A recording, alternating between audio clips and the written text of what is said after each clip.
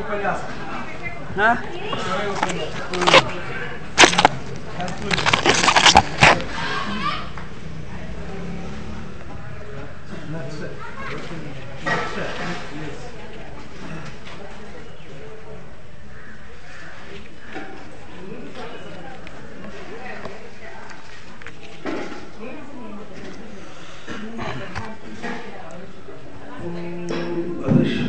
भक्तानां दृश्यो भवति सदा अचिन्त्य महिमानन्तं आश्रये अभीष्टसिद्धये ಭಗವದ್ಭಕ್ತರ ಸಭೆಯ ಪ್ರಾರ್ಥನೆ. ಈವರೆಗೆ ನಾವು ಏನು ಒಂದು ಸಂಕಲ್ಪವನ್ನು ಮಾಡಿದ್ವಿ, ಭಕ್ತಿ ಚಂದ್ರಿಕೆಯನ್ನು ಇಟ್ಟುಕೊಂಡು ಒಂದು ಸಪ್ತಾಹ ನಡೆಸಬೇಕು ಅಂತ, ಅದು ಒಂದು ಪರಮಾತ್ಮನ ಅನುಗ್ರಹದಿಂದಲೂ ಕೂಡ ಆಶೀರ್ವಾದದಲ್ಲೂ ಕೂಡ ನಿರ್ವಿಘ್ನವಾಗಿ ನಡೆದು ಗ್ರಂಥ ಪರಿಸಮಾಪ್ತಿಯಾದಂತಾಗಿದೆ. ಈಗ ಈ ಒಂದು ವಾರ ಕಾಲ ನಾವು ಯಾವ ಒಂದು ಭಕ್ತಿ ಚಂದ್ರಿಕೆಯನ್ನು ಇಟ್ಕೊಂಡು ಈ ಒಂದು ಪ್ರವಚನ ಮಾಡಿದ್ದೀವಿ, ಆ ಭಕ್ತಿ ಚಂದ್ರಿಕೆಯ ಒಂದು ಸಾರ ಸಂಗ್ರಹ ತೆಗಿಬೇಕು ಅಂತ. ಒಟ್ಟಿಗೆ ಹೇಳೋದಾದರೆ, ಪ್ರತಿನಿತ್ಯದಲ್ಲೂ ಅನೇಕ ವಿಚಾರಗಳ ಪುನರಾವೃತ್ತಿ, ರಿಟ್ರೇಷನ್ನು ಆಗ್ತಾನೇ ಇತ್ತು. ಅದು ಗೊತ್ತು, ಕೆಲವು ಶಬ್ದದಿಂದ ಕೆಲವಾಗಿದೆ, ಕೆಲವು ಅರ್ಥದಿಂದ ಆಗಿದೆ, ಕೆಲವು ವಿಷಯದಿಂದ ಆಗಿದೆ. ಹೀಗೆ ಆವೃತ್ತಿ ಪುನರಾವೃತ್ತಿ ಆಗದೇ ಇರತಕ್ಕಂತಹ ವಿಚಾರ ಭಕ್ತಿಶಾಸ್ತ್ರದಿಂದ. ಒಟ್ಟು ಮೇಲೆ ಪ್ರಧಾನವಾಗಿ ಪರಮಾತ್ಮ ಮೇಲೆ ಇಟ್ಟಂತಹ ಪ್ರೇಮವೇ ಭಕ್ತಿ ಅನ್ನೋದನ್ನೇ ಬೇರೆ ಬೇರೆ ಬೇರೆ ಬೇರೆ ತರಹ ದೃಷ್ಟಾಂತಗಳು ಯುಕ್ತಿಗಳನ್ನು ಹೇಳ್ಕೊಂಡು ಬಂದಿದ್ದೀವಿ. ಈಗ ಭಕ್ತಿಯ ಲಕ್ಷಣ, ಗೌಣ ಭಕ್ತಿ, ಮುಖ್ಯ ಭಕ್ತಿ ಇತ್ಯಾದಿಗಳನ್ನೆಲ್ಲವೂ ಕೂಡ ನಾವು ಹೇಳ್ಕೊಂಡು ಬಂದಿದ್ದೀವಿ. ಇವಾಗ ಇದ್ರ ಬಗ್ಗೆ ಕೆಲವು ಪ್ರಶ್ನೆಗಳನ್ನು ಕೆಲವು ಕೇಳಬಹುದು, ಕೆಲವು ಮಾಡಬಹುದು. ಏನಂತಂದರೆ, ಭಕ್ತಿ ಅನ್ನೋದು ಕೇವಲ ಹೃದಯ ಪ್ರಧಾನವಾಗಿ ಭಾವನಾ ಪ್ರಧಾನವಾಗಿದ್ದು, ಭಾವನೆಯಿಂದ ಪ್ರೇಮದಿಂದಲೇ ಅಜ್ಞಾನ ಹೋಗುತ್ತೆಯೇ? ಅಜ್ಞಾನಕ್ಕೂ ಪ್ರೇಮಕ್ಕೂ ವಿರೋಧವೋ, ಅಜ್ಞಾನಕ್ಕೂ ಸರಿಯಾದ ಜ್ಞಾನ ಸಮ್ಯಜ್ಞಾನಕ್ಕೂ ವಿರೋಧವೋ? ಇಲ್ಲಿ ಯಾವುದಕ್ಕೆ ಯಾವುದು ವಿರೋಧವೋ ಅದರಿಂದ ಅದು ಹೋಗುತ್ತೆ. ಕತ್ತಲೆಗೆ ಬೆಳಕು ವಿರೋಧ. ಹಾಗಾಗಿ ಬೆಳಕು ಬಂದಾಗಲೇನೇ ಕತ್ತಲೆ ಹೋಗೋದು. ಇನ್ನು ಕತ್ತಲೆ ಹೋಗೋದಕ್ಕೆ ಯಾವ ಹೋಮ ಮಾಡಿದ್ರು, ಪೂಜೆ ಮಾಡಿದ್ರು, ಜಪ ಮಾಡಿದ್ರು, ಏನು ಮಾಡಿದ್ರು ಹೋಗೋದಿಲ್ಲ. ಅದೇ ರೀತಿ ನಮಗೆ ಆಗಿರುವಂತಹ ಬಂಧ ಏನಿದೆ, ಕಷ್ಟ ದುಃಖ ಬಂಧ ಏನಿದೆ, ಇದರ ನಿವೃತ್ತಿಗೆ ಸಾಧನ ಪ್ರೇಮವೋ ಜ್ಞಾನವೋ? ಅಲ್ಲ, ಬಂಧಕ್ಕೆ ಕಾರಣ ಏನೋ? ಬಂಧಕ್ಕೆ ಕಾರಣ ಕರ್ಮ. ಕರ್ಮದಿಂದ ತನ್ನ ಮನುಷ್ಯ ಹುಟ್ಟೋದು. ಕರ್ಮ ಮಾಡಿ, ಕರ್ಮ ಪುಣ್ಯ ಪಾಪ ಕರ್ಮವಾಗಿರುತ್ತೆ. ಎಲ್ಲ ಕರ್ಮವೂ ಪುಣ್ಯವೋ ಪಾಪವೂ ಆಗಿರುತ್ತೆ. ತನ್ನಿಮಿತ್ತವಾಗಿ ಒಂದು ಜನ್ಮ ತಗೊಳ್ತೀವಿ. ಕರ್ಮ ಮಾಡೋ ಕಾರಣ ಏನು? ಕಾಮ ಇದೆ. ಕಾಮವಿದ್ದವನು ಕರ್ಮ ಮಾಡ್ತಾನೆ. ಕಾಮ ಯಾಕೆ ಹುಟ್ಟಾಗುತ್ತೆ? ಕಾಮ ಅಂದರೆ ಏನು? ಬಯಕೆ. ಬಯಕೆ ಯಾವುದ್ರ ವಿಷಯದಲ್ಲಿ? ಹೊರಗಿನ ವಿಷಯದಲ್ಲಿ. ಯಾಕೆ ಬಯಕೆ ಬಂತು? ತಾನು ಇಷ್ಟೇ ತಿಳ್ಕೊಂಡ ತನ್ನನ್ನು, ಅಷ್ಟು ಆಗಿರುವ ತನ್ನನ್ನು ಅಷ್ಟು ಆಗಿದ್ದೀನಿ ಅಂತ ತಿಳ್ಕೊಳ್ಳೋದೇನೆಯೇ ಇಷ್ಟೇ ನಾನು ತಿಳ್ಕೊಂಡಿದ್ದರಿಂದ ಇಷ್ಟೇ ಆದ ನನಗೆ ಅಷ್ಟೂ ಬೇಕು ಅಂತ ಆಸೆ ಬಂತು. ನಾನು ಆಲ್ರೆಡಿ ಅಷ್ಟು ಆಗಿರ್ತಕ್ಕವನೇ ತಿಳ್ಕೊಂಡಿದ್ರೆ ಅವನಿಗೆ ಆಸೆ ಬರ್ತಿತ್ತಾ? ಅದೇನಾಯಿತು? ಆಸೆ ಬರೋಕ್ಕೆ ಏನು ಕಾರಣ? ತಿಳುವಳಿಕೆ ಇಲ್ಲದೆ ಇರೋದು. ಎಲ್ಲವೂ ನಾನೇ ಆಗಿದ್ದೀನಿ ಅನ್ನೋ ತಿಳುವಳಿಕೆ ಇಲ್ಲದೆ ಇರೋದು. ತಿಳುವಳಿಕೆ ಇಲ್ಲದೆ ಇರೋದು ಅಂದರೆ ಏನದು? ಅದು ಅಜ್ಞಾನ. ಅಜ್ಞಾನ ಅದು ಒಂದು ಜ್ಞಾನವೇ. ಅಜ್ಞಾನ ಅನ್ನೋದು ಜ್ಞಾನವೋ, ಅಜ್ಞಾನ ಅನ್ನೋದು ಜ್ಞಾನವಲ್ಲದೆ ಇರೋದ? ನಾನು ಎಲ್ಲವೂ ಆಗಿದ್ದೀನಿ ಅಂತ ತಿಳ್ಕೊಳ್ಳದೇ ಇರೋದು ಅನ್ನೋದು ಒಂದು ಜ್ಞಾನವ? ತಿಳ್ಕೊಳ್ಳದೇ ಇರೋದು ಒಂದು ಜ್ಞಾನಾಭಾವವ? ತಿಳ್ಕೊಳ್ಳದೇ ಇರೋದು ಒಂದು ಜ್ಞಾನದನೇ. ಹೌದು, ನಾನು ಎಲ್ಲವೂ ಆಗಿದ್ದೀನಿ ತಿಳ್ಕೊಂಡಿಲ್ಲ ಅಂತ ಹೇಳ್ತಿದ್ದೀನಿ. ಅಲ್ವಾ? ನಾನು ಎಲ್ಲವನ್ನೂ ಅರಿತಿಲ್ಲ, ಎಲ್ಲವೂ ನಾನೇ ತಿಳ್ಕೊಂಡಿಲ್ಲ, ಅದೊಂದು ಜ್ಞಾನ. ಹಾಗೆಯೇ ಎಲ್ಲವೂ ನಾನಾಗಿದ್ದೀನಿ ತಿಳ್ಕೊಂಡಿಲ್ಲ ಅಂದಿಗೆ ನಾನು ಅಂದರೆ ದೇಹ, ಇಂದ್ರಿಯ, ಮನಸ್ಸು, ಬುದ್ಧಿಯೇ ನಾನು. ಇದು ಮಿಥ್ಯಾಜ್ಞಾನ. ಇದಕ್ಕೆ ತಪ್ಪು ತಿಳುವಳಿಕೆ ಹೆಸರು. ಮಿಥ್ಯಾಜ್ಞಾನ, ಭ್ರಾಂತಿ ಜ್ಞಾನ, ವಿಪರೀತ ಜ್ಞಾನ, ಅಧ್ಯಾಸ ಇತ್ಯಾದಿ ಅನೇಕ ಶಬ್ದಗಳನ್ನು ಭಾಷೆಕರು ಕರೀತಾರೆ. ಮಿಥ್ಯಾಜ್ಞಾನ ಅಂದರೆ ತಪ್ಪು ತಿಳುವಳಿಕೆ, ಅದು ದೇಹಾದಿಗಳು ನಾನು ಅಂದ್ಕೊಳ್ಳೋದು. ಅಜ್ಞಾನ ಅಂದರೆ ಯಾವುದು ನಿಜ ಎಲ್ಲವೂ ಆಗಿದೆಯೋ ಅದನ್ನು ತಿಳ್ಕೊಳ್ದಿರೋದು, ಎಲ್ಲವೂ ಆಗಿರೋದನ್ನು ತಿಳ್ಕೊಳ್ದಿರೋದು. ಇದಕ್ಕೆ ವಿರುದ್ಧವಾದದ್ದು ಜ್ಞಾನ ಸಮ್ಯಜ್ಞಾನವಾಗುತ್ತೋ ಪ್ರೇಮ ಆಗುತ್ತೋ?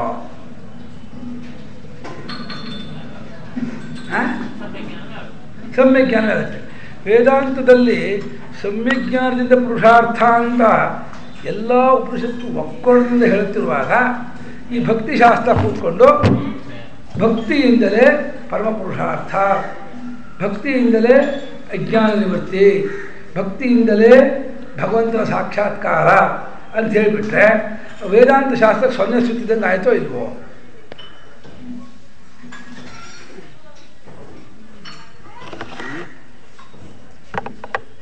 ಆಗ ವೇದಾಂತ ಶಾಸ್ತ್ರವೆಲ್ಲ ವಿಚಾರ ಮಾಡಿ ತಿಳ್ಕೊಳ್ಳೋದ್ರಿಂದಲೇ ತಮೇವ ವಿದಿತ್ವ ಅತಿ ಮೃತ್ಯುಮೇತಿ, ತಮೇವಂ ವಿದ್ವಾನ್ ಅಮೃತ ಇಹ ಭವತಿ. ತಿಳಿದವನಾದರೆ ಇಲ್ಲೇ ಅಮೃತನಾಗ್ತಾನೆ. ತಸ್ಮಿನ್ ದೃಷ್ಟೇ ಪರಾವರೆ, ಪರಾವರ ಸ್ವರೂಪನಾದ ಪರಮಾತ್ಮನ ಕಂಡುಕೊಂಡ್ರೆ ಭಿದ್ಯತೆ ಹೃದಯ ಗ್ರಂಥಿ, ಛಿದ್ಯಂತೆ ಸರ್ವಸಂಶಯ, ಕ್ಷೀಯಂತೆ ಚಾಸ್ಯ ಕರ್ಮಾಣಿ. ಈ ರೀತಿ ಜ್ಞಾನದಿಂದ ಪುರುಷಾರ್ಥವನ್ನು ಹೇಳ್ತಾ ಇದೆ. ಬ್ರಹ್ಮವಿದ್ ಆಪ್ನೋತಿ ಪರಂ, ಮತ್ತು ಬ್ರಹ್ಮ ಪ್ರೇಮಿ ಆಪ್ನೋತಿ ಪರಂ ಅಂತ ಹೇಳಿಲ್ಲ. ಬ್ರಹ್ಮಭಕ್ತಿ, ಬ್ರಹ್ಮಣಿ ಭಕ್ತಿ ಯಸ್ಯ ಸಹ ಬ್ರಹ್ಮಭಕ್ತಿ, ಬ್ರಹ್ಮದಲ್ಲಿ ಭಕ್ತಿ ಉಳ್ಳವನು ಆಪ್ನೋತಿ ಪರಂ ಅಂತ ಹೇಳಿಲ್ಲ. ಬ್ರಹ್ಮವಿತ್ ಆಪ್ನೋತಿ ಪರಂ. ಕೀದೃಶಂತ ಬ್ರಹ್ಮ ಸತ್ಯಂ ಜ್ಞಾನಮನಂತಂ ಬ್ರಹ್ಮನಕ್ಕೆ ಹೇಳಿದೆ. ಈಗ ಜ್ಞಾನ ಪುರುಷಾರ್ಥಕ್ಕೆ ಸಾಧನ, ಜ್ಞಾನಕ್ಕೆ ವಿಷಯವಾಗುವ ಪರಮಾತ್ಮ ಬ್ರಹ್ಮ ಅಂತ ಹೇಳ್ತಾ ಆ ಬ್ರಹ್ಮದ ಲಕ್ಷಣವನ್ನು ಸತ್ಯಜ್ಞಾನಾನಂತ ರೂಪಾಂತರಿಸ್ತಾ ಇರುವಾಗ ಯಾವ ಉಪನಿಷತ್ತಿನಲ್ಲೂ ಭಕ್ತಿಯಿಂದ ಪ್ರೇಮದಿಂದ ಪರಮಾತ್ಮನ ಪ್ರಾಪ್ತಿ ಆಗುತ್ತೆ ಅನ್ನೋದನ್ನು ಒಪ್ಪದೇ ಇದ್ದಾಗ ನೀವು ಅದು ಹೇಗೆ ಭಕ್ತಿಶಾಸ್ತ್ರದಿಂದಲೇ ಪರಪುರುಷಾರ್ಥ ಅಂತ ಹೇಳಿದ್ದು ಕೇವಲ ಪ್ರಶಂಸೆಯೋ ಹೊಗಳೋಕ್ಕೆ ಹೇಳಿದ್ದೋ ಅಥವಾ ಇದು ವಿದ್ಯಮಾನ ನಿಜವಾದಂತಹ ವಿಚಾರವೋ ವಸ್ತುಸ್ಥಿತಿಯೋ ಇದು ಹೇಗೆ? ಈ ವಿಚಾರ ಈ 7 ದಿವಸ ಮಾಡಿದ ವಿಚಾರ ಬಂದಿದೆಯೋ ಇಲ್ವೋ? ಬೇಕಾದ ಸಲ ಬಂದಿದೆ. ಆದರೂ ನಿಮ್ಗೆ ಯಾಕೆ ಹೊಸದಾಗಿ ಕಾಣಿಸ್ತಾ ಇದೆ ಅಂದರೆ ಈ ವಿಷಯ ಮನದಟ್ಟು ಆಗ್ತಾ ಇಲ್ಲ, ಬುದ್ಧಿಗೆ ಅದು ಇದಾಗ್ತಾ ಇಲ್ಲ, ಹೊಂದ್ಕೊಳ್ತಾ ಇಲ್ಲ, ಏನೋ ಒಂಥರ ಆಗ್ತಾ ಇದೆ. ಇದನ್ನು ಹೇಳಿದಾಗ ಇದೇ ಸೇರಿಸುತ್ತೆ, ಅದನ್ನು ಹೇಳಿದಾಗ ಅದೇ ಸೇರಿಸುತ್ತೆ. ಒಂದು ದನಕ್ಕೆ ಹೊಳೆ ಈಚೆ ಕಡೆ ಬಂದಾಗ ಆಚೆ ಕಡೆ ಇದ್ದಂಥ ಹುಲ್ಲೆಲ್ಲ ಹಸಿರಾಗಿದೆ ಕಾಣಿಸುತ್ತೆ, ಆಚೆ ಹೋದಾಗ ಈ ಕಡೆ ಇರೋದೆಲ್ಲ ಹಸಿರಾಗಿ ಕಾಣುತ್ತೆ. ಭಕ್ತಿ ವಿಚಾರ ಹೇಳ್ತಾ ಇದ್ದಾಗ ಹೌದು ಭಕ್ತಿಯೇ ಸರ್ವಸ್ವ ಅಂತ ಮನಸ್ತಾ ಇರುತ್ತೆ, ಹೌದು ಭಕ್ತಿ ಇದ್ದಾನ ಅಂತ. ಮತ್ತು ಜ್ಞಾನ ವಿಚಾರ ಹೇಳಿ ಮಾಡಿಬಿಟ್ರೆ ಹೌದಲ್ವೇ? ಜ್ಞಾನದಿಂದಲೇ ಪುರುಷಾರ್ಥ ಆಗಬೇಕು. ಜ್ಞಾನವನ್ನೇ ಶಾಸ್ತ್ರ ಹೋಗ್ತಿರೋದು. ನಮ್ಮ ರಾಮ ಹೇಳ್ತಿರ್ತಾನೆ ದಂಡ ಭಕ್ತಿಶಾಸ್ತ್ರ ಅಂತಾರೆ. ಮತ್ತು ಜೊಳ್ಳು ಗುರಿ ಸುಮ್ಮನೆ ಅರ್ಥವಾದ ಪ್ರಶಂಸೆ, ವಿಚಾರ ಮಾಡಬೇಕು. ಯಾಕೆಂದರೆ ವಿಚಾರ ಜ್ಞಾನಕ್ಕೆ ಕಾರಣ, ಜ್ಞಾನ ಅಜ್ಞಾನ ಹೋಗೋಕ್ಕೆ ಕಾರಣ, ಅಜ್ಞಾನವೇ ಪರಮಾತ್ಮನ ಮರೆಗೆ ಕಾರಣ. ವಿಚಾರ ಮಾಡಬೇಕು ಅಂತ ಅದು ಭಕ್ತಿ ಗೊತ್ತಾಗ್ತಾ ಇಲ್ಲ ಅಲ್ಲ, ಅದು ಇದ್ದೇ ಇರುತ್ತಲ್ಲ, ಅದನ್ನು ವಿಧಿಸ್ಬೇಕಾಗಿತ್ತಲ್ಲ. ಅದೇ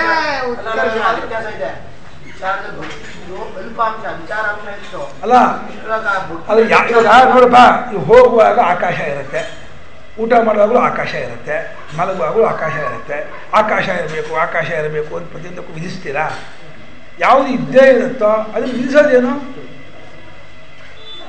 ನೀವು ವಿಚಾರ ಮಾಡುವಾಗ ಆಸಕ್ತಿ ಇದ್ದೇ ಇರುತ್ತೆ ಅಂದಮೇಲೆ ಆಸಕ್ತಿ ಇದ್ದೇ ಇದ್ದವ್ರು ವಿಚಾರ ಮಾಡೋದೇ ಇಲ್ಲ. ಕರ್ಮ ಮಾಡುವಾಗ ಆಸಕ್ತಿ ಇರಲ್ವಾ? ಅಡುಗೆ ಮಾಡುವಾಗ ಆಸಕ್ತಿ ಇರಲ್ವಾ? ಪೂಜೆ ಮಾಡುವಾಗ ಆಸಕ್ತಿ ಇರಲ್ವಾ?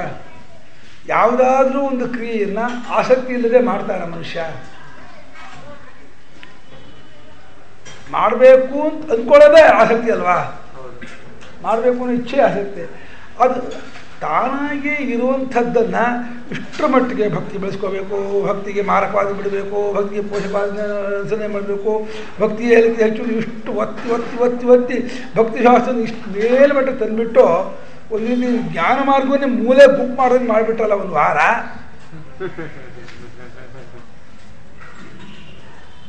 ಏನು ಅರ್ಥ ಇದಕ್ಕೆ? ಹಾಗಾದರೆ ಕರ್ಮಕಾಂಡಕ್ಕೂ ಅದು ಉಪನಿಷತ್ತಿಗೂ ಭಕ್ತಿಶಾಸ್ತ್ರಕ್ಕೂ ತಿಕ್ಕಾಟ ಇದೆಯಾ, ಜಗಳ ಇದೆಯಾ? ಈಗ ಹೇಗೆ ಸಮನ್ವಯ ಮಾಡ್ಕೊಳ್ಳೋದು, ಹೇಗೆ ಏಕಾಕ್ಷತೆ ಮಾಡ್ಕೊಳ್ಳೋದು ಹೇಗೆ? ಅಷ್ಟೇ ಅಲ್ಲ, ವಿಚಾರ ಬೆಳೆಯೋದು ಜ್ಞಾನಶಾಸ್ತ್ರದಲ್ಲಿ ಹೊರತು, ಜ್ಞಾನ ಮಾರ್ಗದಲ್ಲಿ ಹೊರತು ಭಕ್ತಿ ಮಾರ್ಗದ ವಿಚಾರಕ್ಕೆ ಅವಕಾಶವೇ ಇಲ್ಲ. ಒಂದು ರೀತಿ ಅಂಕಿ ಕಟ್ಟಿ ಕುದಾಗೇನೆ ಏನು ಪ್ರೇಮ ಮಾಡೋದಕ್ಕೆ ಕೊಟ್ಟಿದಾರೋ ಅದಷ್ಟರಲ್ಲಿಯೇ ಪರಮ ಪ್ರೇಮದಿಂದ ಇದ್ದವರಾಗಿ ಬಾಕಿದೆಲ್ಲವನ್ನು ಅದೇ ಮರೆಸ್ಬಿಡುತ್ತೆ. ಅಲ್ಲೇ ಇದ್ಬಿಟ್ರೆ ಬಾಕಿದೆಲ್ಲವನ್ನು ಮರೆಸ್ಬಿಡುತ್ತೆ. ಅಲ್ಲಿ ಯಾವ ವಿಚಾರಕ್ಕೂ ಅವಕಾಶವಿಲ್ಲ, ಯಾವುದೇ ಚರ್ಚೆಗೂ ಅವಕಾಶ ಇಲ್ಲ, ಯಾವುದೇ ಇದಕ್ಕೂ ಅವಕಾಶ ಇಲ್ಲ. ಇಲ್ಲಿ ಹಾಗಲ್ಲ. ವಿಚಾರ ಮಾರ್ಗದಲ್ಲಿ ಎಷ್ಟೆಷ್ಟು ತರಹ ಸಂಶಯಗಳು ಬರುತ್ತದೆಯೋ ಅದೆಲ್ಲ ನಿವಾರಣೆಗೂ ಅವಕಾಶ ಉಂಟಲ್ಲಿ. ಎಲ್ಲವೂ ಪರಮಾತ್ಮನೇ ಅಂತಂದರೆ ಹೆಂಗೆ ಪರಮಾತ್ಮ ಅಂತ ತಿಳ್ಕೊಂಬಿಡೋದು? ಪರಮಾತ್ಮ ಅಂತ ತೋರೋಲ್ವಲ್ಲ ನಮಗೆ. ಈ ಗಿಡ ಮರ ಬಳ್ಳಿ ಜನರು ಪ್ರಾಣಿಗಳು ಪದಾರ್ಥಗಳು ಈ ರೀತಿ ಪ್ರಪಂಚ ತೋರ್ತಾ ಇದೆಯಲ್ಲ, ಇಲ್ಲಿ ತೋರ್ತಾ ಇರೋದೆಲ್ಲ ಸುಳ್ಳೆ. ಇದರಲ್ಲೂ ವಿಚಾರ ಬರುತ್ತಲ್ಲ, ಎಲ್ಲರಲ್ಲೂ ಪ್ರೇಮ ವೃತ್ತಿಯಾಗಿ ಏನ್ ತೋರ್ತಾ ಇದೆ, ಈ ಪ್ರೇಮಕ್ಕೆಲ್ಲ ಏನ್ ಕಾರಣ, ನನಗೂ ಇವ್ರಿಗೂ ಏನ್ ಸಮಾಧಾನ? ಪ್ರೇಮ ಹೊಂದಿದ ಅಲ್ಲ, ಪದಾರ್ಥದ ಹಾಗಲ್ಲ. ಇಲ್ಲಿ ಹೇಗಾಗುತ್ತೆ ಅಂದ್ರೆ ಅಲ್ಲ, ವಿಚಾರ ಬೆಳೆಸ್ಕೊಂಡು ಹೋದ್ರೆ ಯಾವ್ದಾದ್ರು ಬೇಕಿದ್ರು ಬೆಳೆಸ್ಬಹುದು ಅಂತ ಅಲ್ಲ. ಅಲ್ಲಿ ಏನಾಗಿದೆ ಅಂದ್ರೆ ಒಂದು ಸಾಮಾನ್ಯ ಸೂತ್ರ ಪ್ರೇಮ ಅನ್ನೋ ಸಮಾನ ಸೂತ್ರ ಬಿಡುತ್ತಲ್ಲ. ಇಲ್ಲ, ಇಲ್ಲಿ ಹಾಗಲ್ಲ. ಇಲ್ಲಿ ಉದಾಹರಣೆ ಹೇಳ್ತೀನಿ ಕೇಳಿ. ಇಲ್ಲಿ ಹೇಗಪ್ಪ ಅಂದ್ರೆ ಒಂದು ವಸ್ತು ಇದೆ ಅನ್ನಿಸ್ಕೋಬೇಕಾದ್ರೆ ಅದು ಹುಟ್ಟಿನಿಂದಲೇ ಇದೆ ಅನ್ನಿಸ್ಕೋಬೇಕು. ಒಂದು ನಿಯಮ ಇದೆ. ಏನು ನಿಯಮ ಹೇಳಿ? ಒಂದು ವಸ್ತು ಇದೆ ಅನ್ನಿಸ್ಕೋಬೇಕಾದ್ರೆ ಅದು ಹುಟ್ಟಿನಿಂದಲೇನೇನೋ ಆ ಹುಟ್ಟಿಕೊಂಡೆ ಹುಟ್ಟದೇ ಇರುವ ಪದಾರ್ಥವನ್ನು ಲೋಕದಲ್ಲಿ ಇದೇನಲ್ಲ ಅಲ್ವಾ? ಹುಟ್ಟಿನಿಂದಲೇ ಯಾವುದು ಹುಟ್ಟೆಂಬುದನ್ನು ಅನುಭವಿಸಿರುತ್ತದೆಯೋ ಹುಟ್ಟನ್ನು ಅನುಭವಿಸಿದ್ದಾದ ಪದಾರ್ಥವೇ ಇರುವಿಕೆ ಎಂಬ ಇದೆ ಎಂಬ ಪದಕ್ಕೆ ಯೋಗ್ಯವಾಗುತ್ತೆ. ಇದೇ ಅನ್ನಿಸ್ಕೊಳ್ಳುತ್ತೆ. ವೇದಾಂತ ಹೇಳುತ್ತೆ ಹುಟ್ಟಿದ್ದು ಇಲ್ಲ ಅನ್ನತ್ತೆ. ಯಾವುದು ಹುಟ್ಟಿದೆಯೋ ಅದು ಹುಟ್ಟೇ ಮುಂಚೆಯೂ ಇಲ್ಲ, ನಾಶವಾದ್ಮೇಲೂ ಇಲ್ಲ, ಆದ್ರೂ ಹುಟ್ಟಿದ ಕಾಲದಲ್ಲೂ ಇಲ್ಲ ಅಂತ. ಹುಟ್ಟಿದ್ದಿದೆಯೋ ಹುಟ್ಟಿದ್ದಿಲ್ವೋ?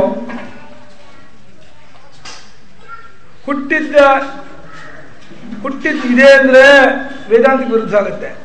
ಹುಟ್ಟಿದ್ದಿಲ್ಲ ಅಲ್ಲ, ಹುಟ್ಟದೇ ಇರೋದು ಇದೆ ಅಂದರೆ ಹುಟ್ಟಿದ್ದಿಲ್ಲ ಅಂತಂದ್ರೆ ವ್ಯವಹಾರಕ್ಕೆ ವಿರುದ್ಧ ಆಗುತ್ತೆ. ವ್ಯವಹಾರದಲ್ಲಿ ಹುಟ್ಟಿದ್ದಿಲ್ಲ ಅಂದ್ರೆ ಹುಟ್ಟಿದೇ ಇರೋದಿದೆಯಾ ಅಂತ ಕೇಳ್ತಾನೆ.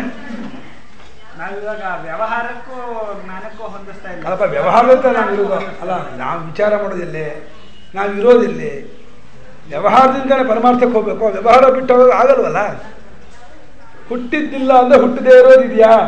ಹಾಗಾದರೆ ನನಗೆ ಮಕ್ಕಳಿಲ್ಲ ಅಂತಲಾಗಲಿ, ನಂಗೆ ಮದುವೆ ಆಗಿಲ್ಲ ಅಂತಲಾಗಲಿ, ನನಗೆ ಐಶ್ವರ್ಯ ಇಲ್ಲ ಅಂತಲಾಗಲಿ ದುಃಖ ಪಡಬೇಕಾಗಿಲ್ಲ. ಯಾಕೆಂದರೆ ಹುಟ್ಟದೇ ಇರೋದು ಇದೆ ಅಂತ ಒಪ್ಕೊಳ್ತಾ ಇದ್ದಿರಲ್ಲ.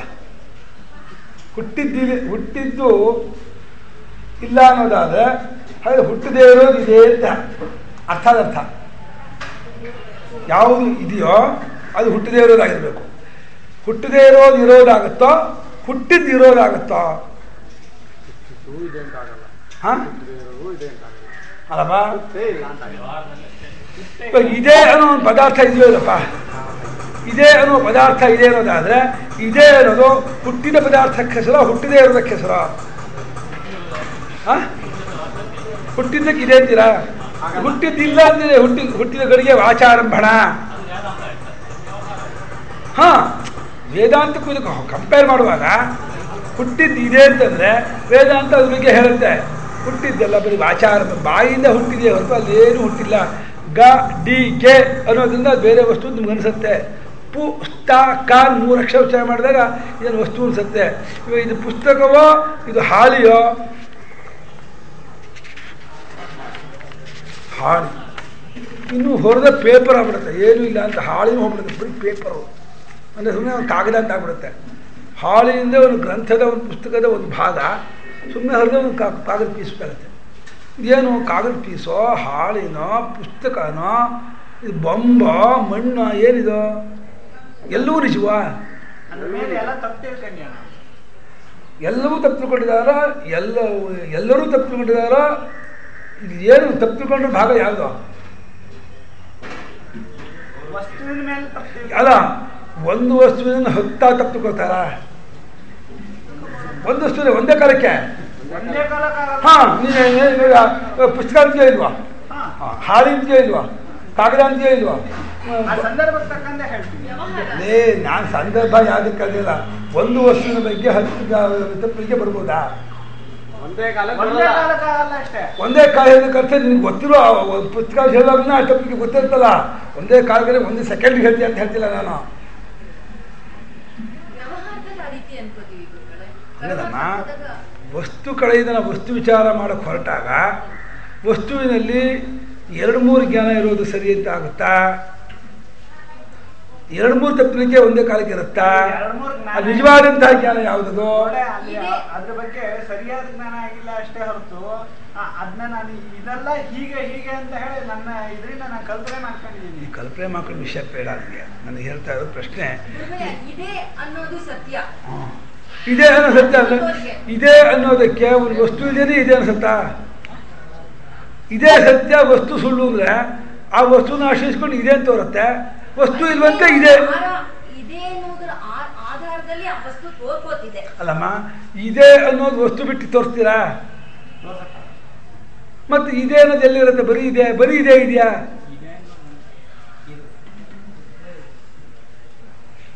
ಇದೊಂಥರ ಚರ್ಚೆ, ಸುಮ್ಮನೆ ಚರ್ಚೆ ಯಾವ ಬರುತ್ತೆ ಅದಕ್ಕೆ. ಹಾಗೆ ಯಾವುದು ಕಾಣುತ್ತೋ ಅದು ಇದೆಯೋ, ಯಾವುದು ಕಾಣುತ್ತೋ ಅದು ಇಲ್ವೋ?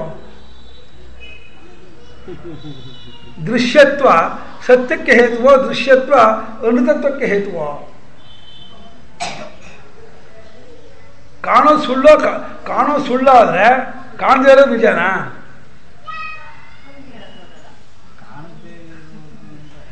ಇವಾಗ ಮಾಂಡೂಕ್ಯದಲ್ಲಿ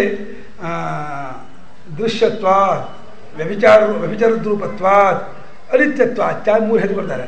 ವಸ್ತು ಸುಳ್ಳು ಯಾವುದು ದೃಶ್ಯವೋ ಅದೆಲ್ಲ ಸುಳ್ಳು ಅಂತಾರೆ. ನೀವು ದೃಶ್ಯವನ್ನೇ ಸುಳ್ಳು ಅಂದರೆ ಕಂಬ ಕಾಣ್ತಾ ಇರೋ ಸುಳ್ಳು ಅಂತ ಆಗುತ್ತೆ. ಅಲ್ಲಿ ಕಂಬ ಕಾಣದೇ ಇದ್ದಂದೇನೋ ಆನೇನೋ ಒಂಟೇನೋ ಅಲ್ಲಿ ನಿಜ ಆಗ್ಬೋದು, ಯಾಕಂದ್ರೆ ಕಾಣ್ತಾ ಇಲ್ವಲ್ಲ. ಕಾಣ್ತಿಲ್ಲಪ್ಪ ಅಲ್ಲಿ. ಇಲ್ಲಿ ಯಾವ್ದು ಕಾಣ್ತಿಲ್ವೋ ಅದು ನಿಜ, ಯಾವ್ದು ಕಾಣ್ತಿಲ್ಲ ಸುಳ್ಳು. ಹ್ಞೂ ಹಾಗಾಗುತ್ತೆ. ಕಾಣ್ತಾ ಇರೋದು ಸುಳ್ಳು ಅಂದ್ರೆ ನಿಜ, ಕಾಣ್ತಾ ಇರೋದು ನಿಜ.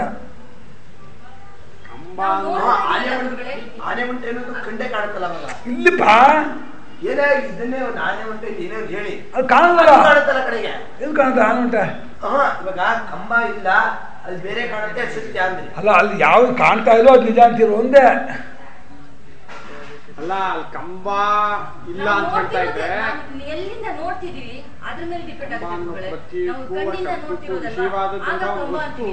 ಯಾವ ನೋಡೋನು ಅಂತ ತಿಳ್ಕೊತಾನೋ ಅವಾಗ ದೃಶ್ಯ ಅದೃಶ್ಯ ಅನ್ನೋಕೆ. ಪ್ರಶ್ನೆ ವಿಚಾರ ಹೇಗೆ ಬರುತ್ತೆ ಅಂದರೆ, ಈ ಒಂದು ಸತ್ಯಾಸತ್ಯತೆಗೆ ಗೊತ್ತಾಗೋದು ಗೊತ್ತಾಗದೇ ಇರೋದು ಅನ್ನೋದು ಆಧಾರ ಇಟ್ಕೊಂಡಾಗ ಯಾವುದು ಗೊತ್ತಾಗಿ ಬರ್ತಾ ಇದೆಯೋ ಕಾಣ್ತಾ ಇದೆಯೋ ಅದನ್ನೇ ನೀವು ಸುಳ್ಳು ಅಂತಂದ್ರೆ, ಗೊತ್ತಾಗದೇ ಇರೋದು ನಿಜ ಅಂತಂದ್ರೆ ಗೊತ್ತಾಗೋದು ಗೊತ್ತಾಗದೇ ಇರೋದು ಒಬ್ಬನಿಗೆ ತಾನೆ, ಯಾರಿಗೇನೋ ವಿಷಯ ಅಲ್ಲ. ಇವಾಗ ಯಾರು ಗೊತ್ತಾಗುತ್ತೆ ಗೊತ್ತಾಗಲ್ಲ ಅನ್ನೋ ಪ್ರಶ್ನೆಯೇ ಅಲ್ಲ. ಒಂದು ವಸ್ತು ನಿಜ ಸುಳ್ಳು ಅನ್ನೋದಕ್ಕೆ ಅಥವಾ ನಿಜ ಸುಳ್ಳು ಅನ್ನೋದಕ್ಕೆ ಕಾಣ್ತಾ ಇರೋದು ಕಾಣದೇ ಇರೋದು ಅನ್ನೋದನ್ನ ಸ್ಕೇಲ್ ಇಟ್ಕೊಂಡಾಗ ಕಾಣೋದನ್ನು ನಾವು ನಿಜ ಅನ್ಬೇಕಾ, ಕಾಣೋದನ್ನು ಸುಳ್ಳು ಅನ್ಬೇಕಾ?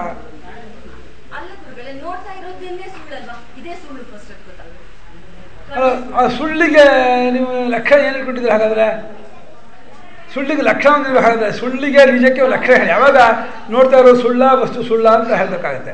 ಎಲ್ಲವೂ ಒಂದೇ ಆಗೋಗುತ್ತಲ್ಲ, ಕಣ್ಣು ಒಂದೇ ಅದು ಒಂದೇ ಅಂತ. ಅದೇ ಒಂದು ಅದಕ್ಕೆ ಹೊಡೆದು ಕಣ್ಣು ಏನು ಆಗೋದೇ ಇಲ್ಲ. ಎಲ್ಲವೂ ಪ್ರಪಂಚ ಅಂತ ಆಗೋಗುತ್ತಲ್ಲ. ಹಾಗಲ್ಲಮ್ಮ, ಇವಾಗ ಕಣ್ಣು ಒಂದೇ ಪದಾರ್ಥವು ಒಂದೇ ಅಂದರೆ ಪದಾರ್ಥವನ್ನು ಹೊಡೆದ್ರೆ ಕಣ್ಣು ಹೊಡೆದೋಗುತ್ತಾ? ಏನಾಗಲ್ಲ, ಕಣ್ಪಾಡಿ ಕಣ್ಣಿರುತ್ತೆ. ಜಡ ಆದಾಗ ಜಡ ಪದಾರ್ಥ ಕಾಣ್ತಾ ಇದೆಯೋ ಇಲ್ವಾ?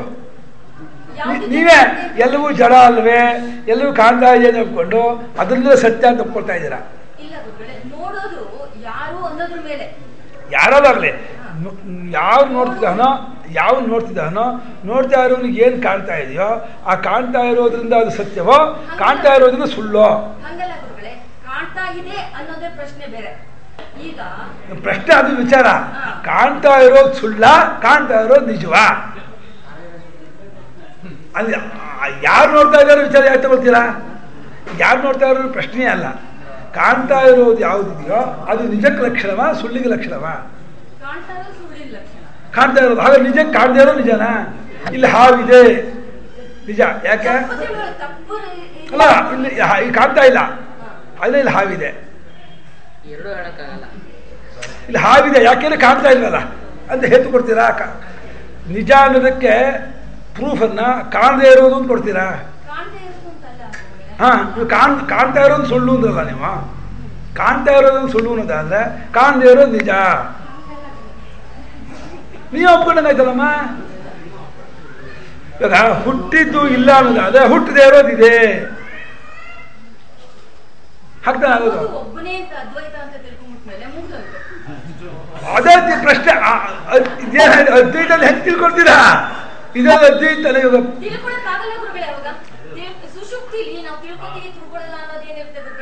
ಗುರುಗಳನ್ನ ಯಾಕೆ ತಿಳ್ಕೊಬೇಕು? ಗುರುಗಳನ್ನ ಯಾಕೆ ತಿಳ್ಕೊಬೇಕು? ನಾನು ಹೇಳೋದು ಇವಾಗ ಅದ್ವೈತ ಅಂತ ತಿಳ್ಕೊಳ್ಳೋದು ಹೇಗೆ ಏನು ಅನ್ನೋ ವಿಚಾರ ಎರಡನೇ ವಿಚಾರ. ಆ ಪ್ರಶ್ನೆ ಅಲ್ಲ ಇವಾಗ, ಆ ಟಾಪಿಕ್ ಅಲ್ಲ ಇವಾಗ. ಅದ್ವೈತ ಇದೆಯಾ, ಅದ್ವೈತ ತಿಳ್ಕೊಳಕ್ಕಾಗತ್ತಾ, ಅದ್ವೈತವನ್ನು ಹೇಗೆ ತಿಳ್ಕೊಳ್ಳೋದು, ಅದ್ವೈತಕ್ಕೆ ಲಕ್ಷಣ ಏನು, ಅದ್ವೈತಕ್ಕೆ ಪ್ರಮಾಣ ಏನು ಅನ್ನೋ ಆ ವಿಚಾರವೇ ಬೇರೆ ವಿಚಾರ. ಇವಾಗ ವ್ಯವಹಾರದಲ್ಲಿದ್ದೀವಿ. ವ್ಯವಹಾರದಲ್ಲಿದ್ದಾಗ ಎರಡು ಪ್ರಮಾಣ ಏನು, ಒಂದು ಶಾಸ್ತ್ರವು ಅದ್ರ ಬಗ್ಗೆ ಒಂದು ಪ್ರಪಂಚದ ಬಗ್ಗೆ ಒಂದು ಹೇಳ್ತಾ ಇದೆ. ಇದು ಪರಮಾತ್ಮನಲ್ಲಿ ಹುಟ್ಟಿ ಪರಮಾತ್ಮನೇ ಇದ್ದು ಪರಮಾತ್ಮ ಹೇಳೋದ್ರಿಂದ ಇದೆಲ್ಲವೂ ಮಾಯಾ ಮಾತ್ರಂ ಸುಳ್ಳು ಅಂತ ಹೇಳ್ತಾ ಇದೆ. ಅದಕ್ಕೆ ಪರಮಾತ್ಮನ ಇಟ್ಕೊಂಡು ಅದು ಹೇಳ್ತಾ ಇದೆ. ಇವಾಗ ಕಾಣ್ತಾ ಇರೋದನ್ನು ಸುಳ್ಳು ಶಾಸ್ತ್ರ ಹೇಳಿದರೆ ಅವಾಗ ವ್ಯವಹಾರದಲ್ಲಿ ಏನಾಗುತ್ತೆ? ಕಾಣದೇ ಇರೋದು ನಿಜ ಅಂತ ಬರುತ್ತೆ. ಹುಟ್ಟಿದ್ದನ್ನು ಸುಳ್ಳು ಅಂತ ಹೇಳಿದ್ರೆ ಹುಟ್ಟದೇ ಇರೋದು ನಿಜ ಅಂತ ಆಗುತ್ತೆ. ತಾನೇ ಬರುತ್ತದೋ ಅಲ್ವೇ? ಯಾವುದು ಹುಟ್ಟಿದೆಯೋ ಅದು ಸುಳ್ಳು ಅಂತಂದರೆ ಹಾಗಾದರೆ ನನಗೆ ಮಕ್ಕಳಾಗಿಲ್ಲ ಅಂತ ಯಾರು ಅಂದ್ಕೋಬೇಕಾಗಿಲ್ಲ. ಮಕ್ಕಳಾದವರಿಗೆ ಮಕ್ಕಳಾಗಿಲ್ಲ, ಮಕ್ಕಳಾಗದೇ ಇದ್ದವರಿಗೆ ಮಕ್ಕಳಾಗಿದೆ. ಹಂಗೆ ಯಸ್ಯ ಮತಂ ತಸ್ಯ ಮತಂ. ತರ್ಕ ಅಲ್ವೋ, ಬುದ್ಧಿ ಪ್ರಶ್ನೆ ನಿಯಮ ಮಾಡ್ಕೊಂಡಿದೆ. ಒಂದು ಇರಬೇಕಾದರೆ ಒಂದು ಹುಟ್ಟಿನಿಂದ ಇರುವಿಕೆ ಪಡೆಯಬಹುದು. ಪುಸ್ತಕ ಇದೆ, ಕನ್ನಡಕ ಇದೆ ಅಂದರೆ ಇದು ಮ್ಯಾನುಫ್ಯಾಕ್ಚರ್ ಆಗಿದೆ, ಆದರೆ ಇದು ಇದೆ. ಮ್ಯಾನುಫ್ಯಾಕ್ಚರ್ ಆಗಿದೆ ನೀವು ಇದು ಇದೆ ಅನಿಸ್ಕೊಳ್ಳೋದಾದರೆ ಮ್ಯಾನುಫ್ಯಾಕ್ಚರ್ ಯಾಕೆ ಮಾಡ್ಬೇಕಾ?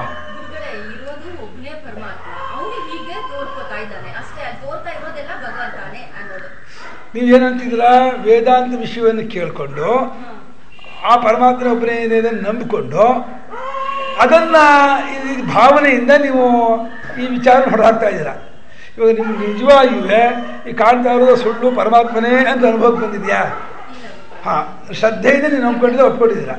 ಇವಾಗ ಶ್ರದ್ಧಾ ವಿಚಾರ ಅಥವಾ ನಂಬಿಕೆ ವಿಚಾರ ಇದು ನಿಮ್ಮ ಆಟವನ್ನು ಯಾವಾಗ ಅದನ್ನು ಅನುಭವ ವಿಚಾರ ಅಲ್ಲ. ಮೊನ್ನೆ ಚರ್ಚೆಯಲ್ಲಿ ಆ ವಿಷಯ ಬಂತು, ಅನುಭವದ ಬಗ್ಗೆ ವಿಚಾರಕ್ಕೆ ಅದು ಹೇಗೆ ಸ್ಕೇಲ್ ವಿಚಾರ ಮಾಡೋಣ, ಆ ವಿಚಾರ ಬೇರೆ.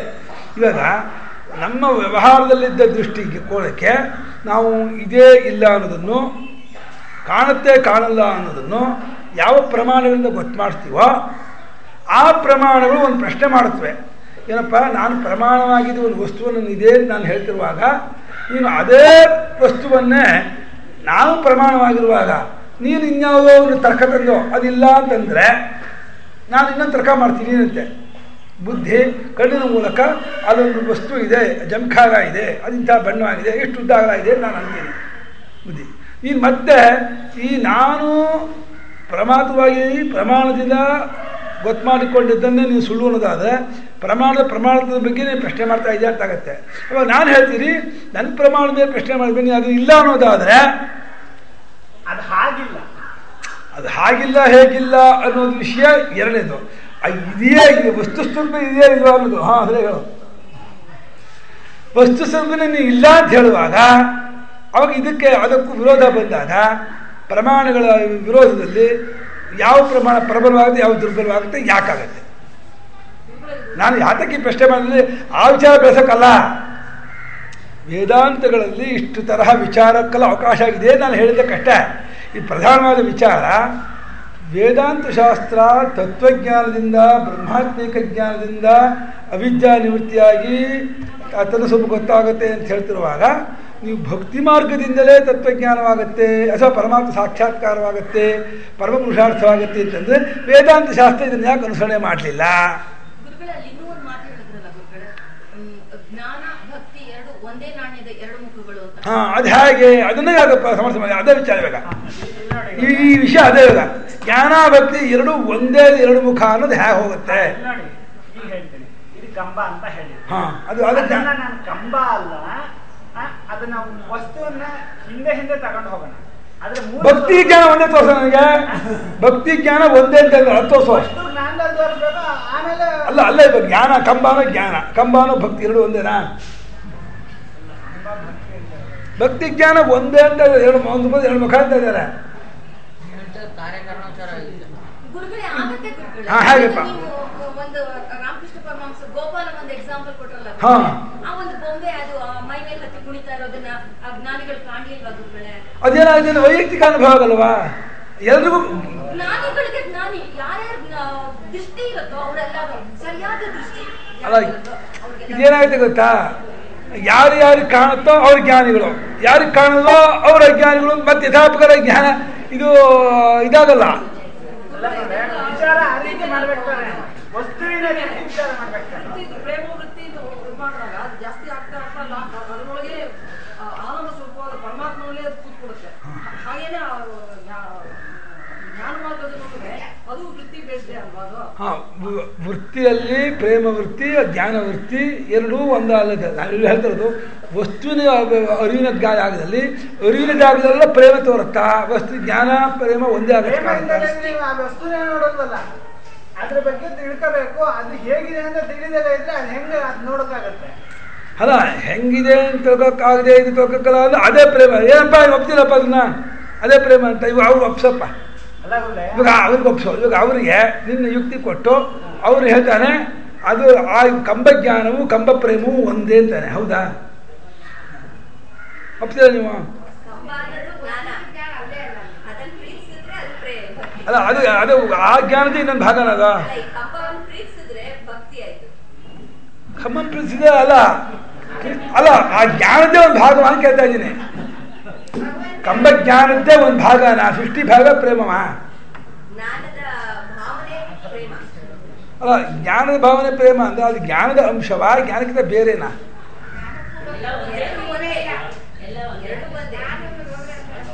ವಿಚಾರ ಮಾಡ್ತಾ ಹೋದ್ರೆ ಅದು ಜ್ಞಾನ ಆಗುತ್ತೆ.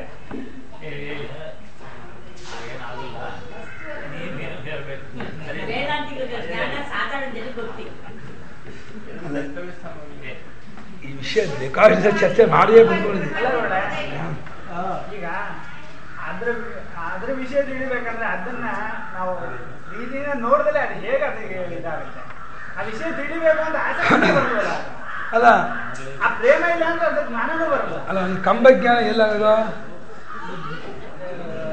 ಕಂಬ ವಿಷಯ ಬಂದಲ್ವಾ? ಇಂದ್ರಿಯದಿಂದ ಗೋಚರ ಮಾಡ್ಕೊಂಡು ಕಂಬ ಎಲ್ಲಿ ನೋಡೋದು ನೀನು? ಅಲ್ಲ ತೋರ್ಸಲ್ಲ ಕಂಬ ಅಂತ ಅಲ್ತಾನೆ ನೋಡೋದು. ಅಲ್ಲಿ ಪ್ರೇಮ ಕಾಣುತ್ತಾ? ಅಲ್ಲಿ ಪ್ರೇಮ ಇಲ್ಲ, ಅಲ್ಲಿ ಜ್ಞಾನ ಕಾಣುತ್ತದ. ನೋಡಿ ಕಂಬ ಜ್ಞಾನ ಕಂಬ ಅರಿವು ಇಲ್ಲಿ ಇರುವುದು.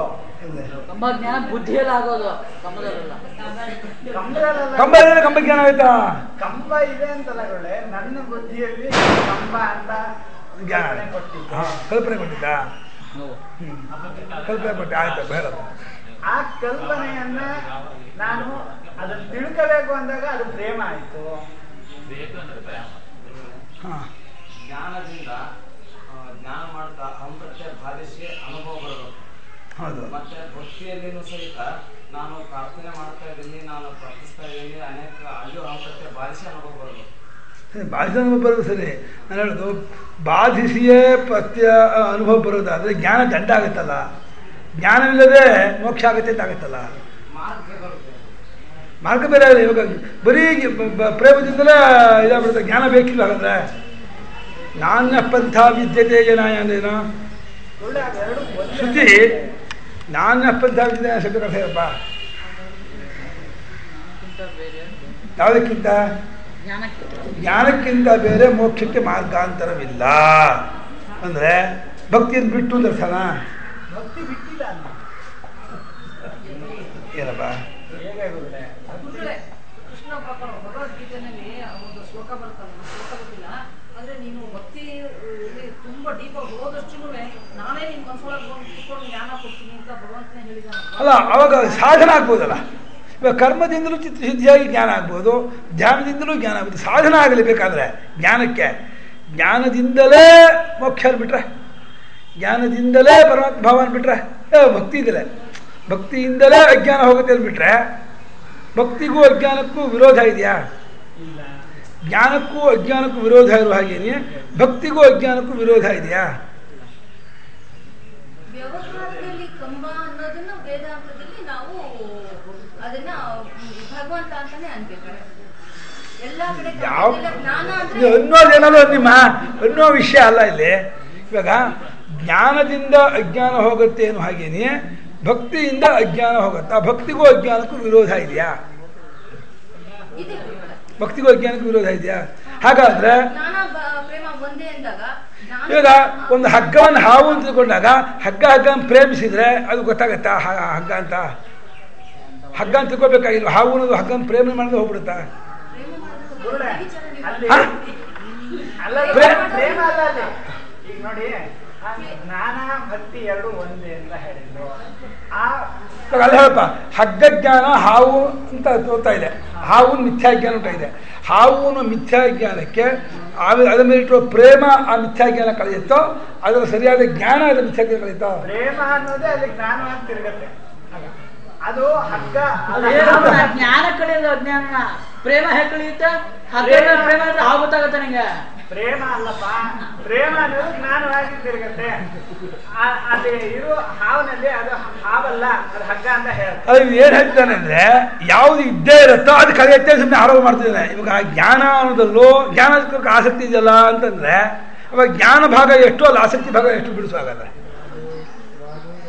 ಜ್ಞಾನದಲ್ಲಿ ಆಸಕ್ತಿ ಇದೆಯಲ್ಲ ಅಂತಂದ್ರೆ, ಆಸಕ್ತಿ ಅನ್ನೋದು ಎಷ್ಟು ಪರ್ಸೆಂಟ್, ಅದರಲ್ಲಿ ಅರಿವು ಅನ್ನೋದು ಎಷ್ಟು ಪರ್ಸೆಂಟು?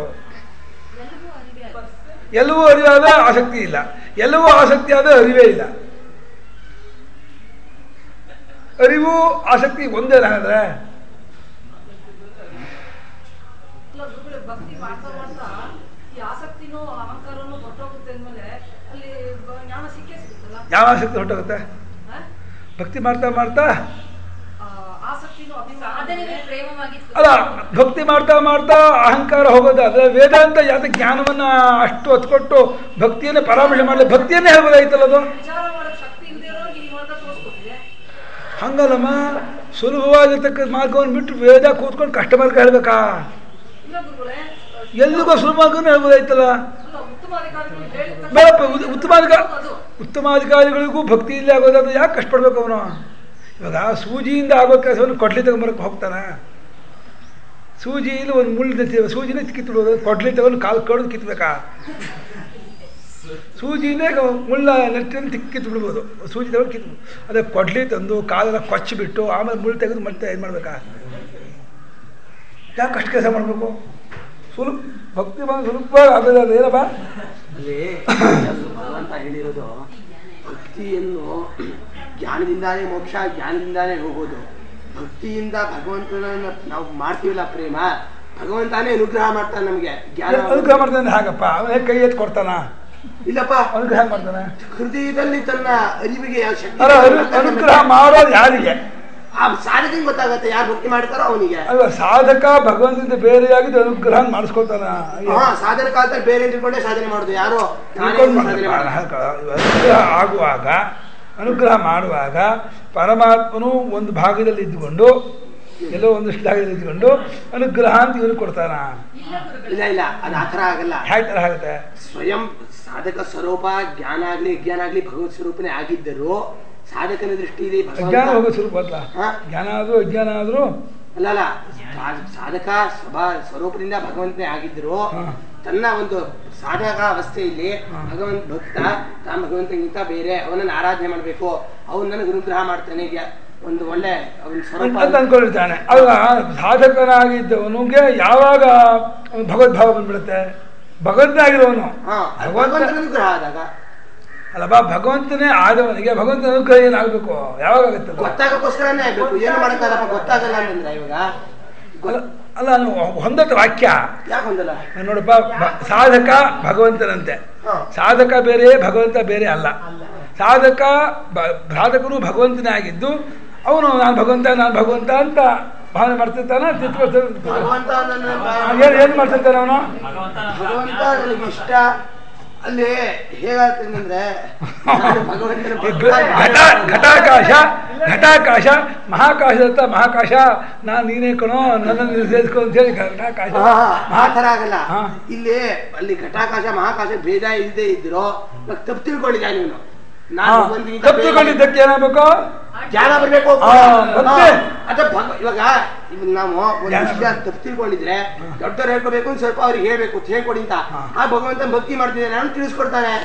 ಭಕ್ತಿ ಸಾಧನೆ ಪ್ರಕಾರ ಅಲ್ಲಿ ಪರಾಭಕ್ತಿ ಇಲ್ಲೇ ಪರಾಭಕ್ತಿ ಗುಣಭಕ್ತಿ ಸಾಧನೆನೆ.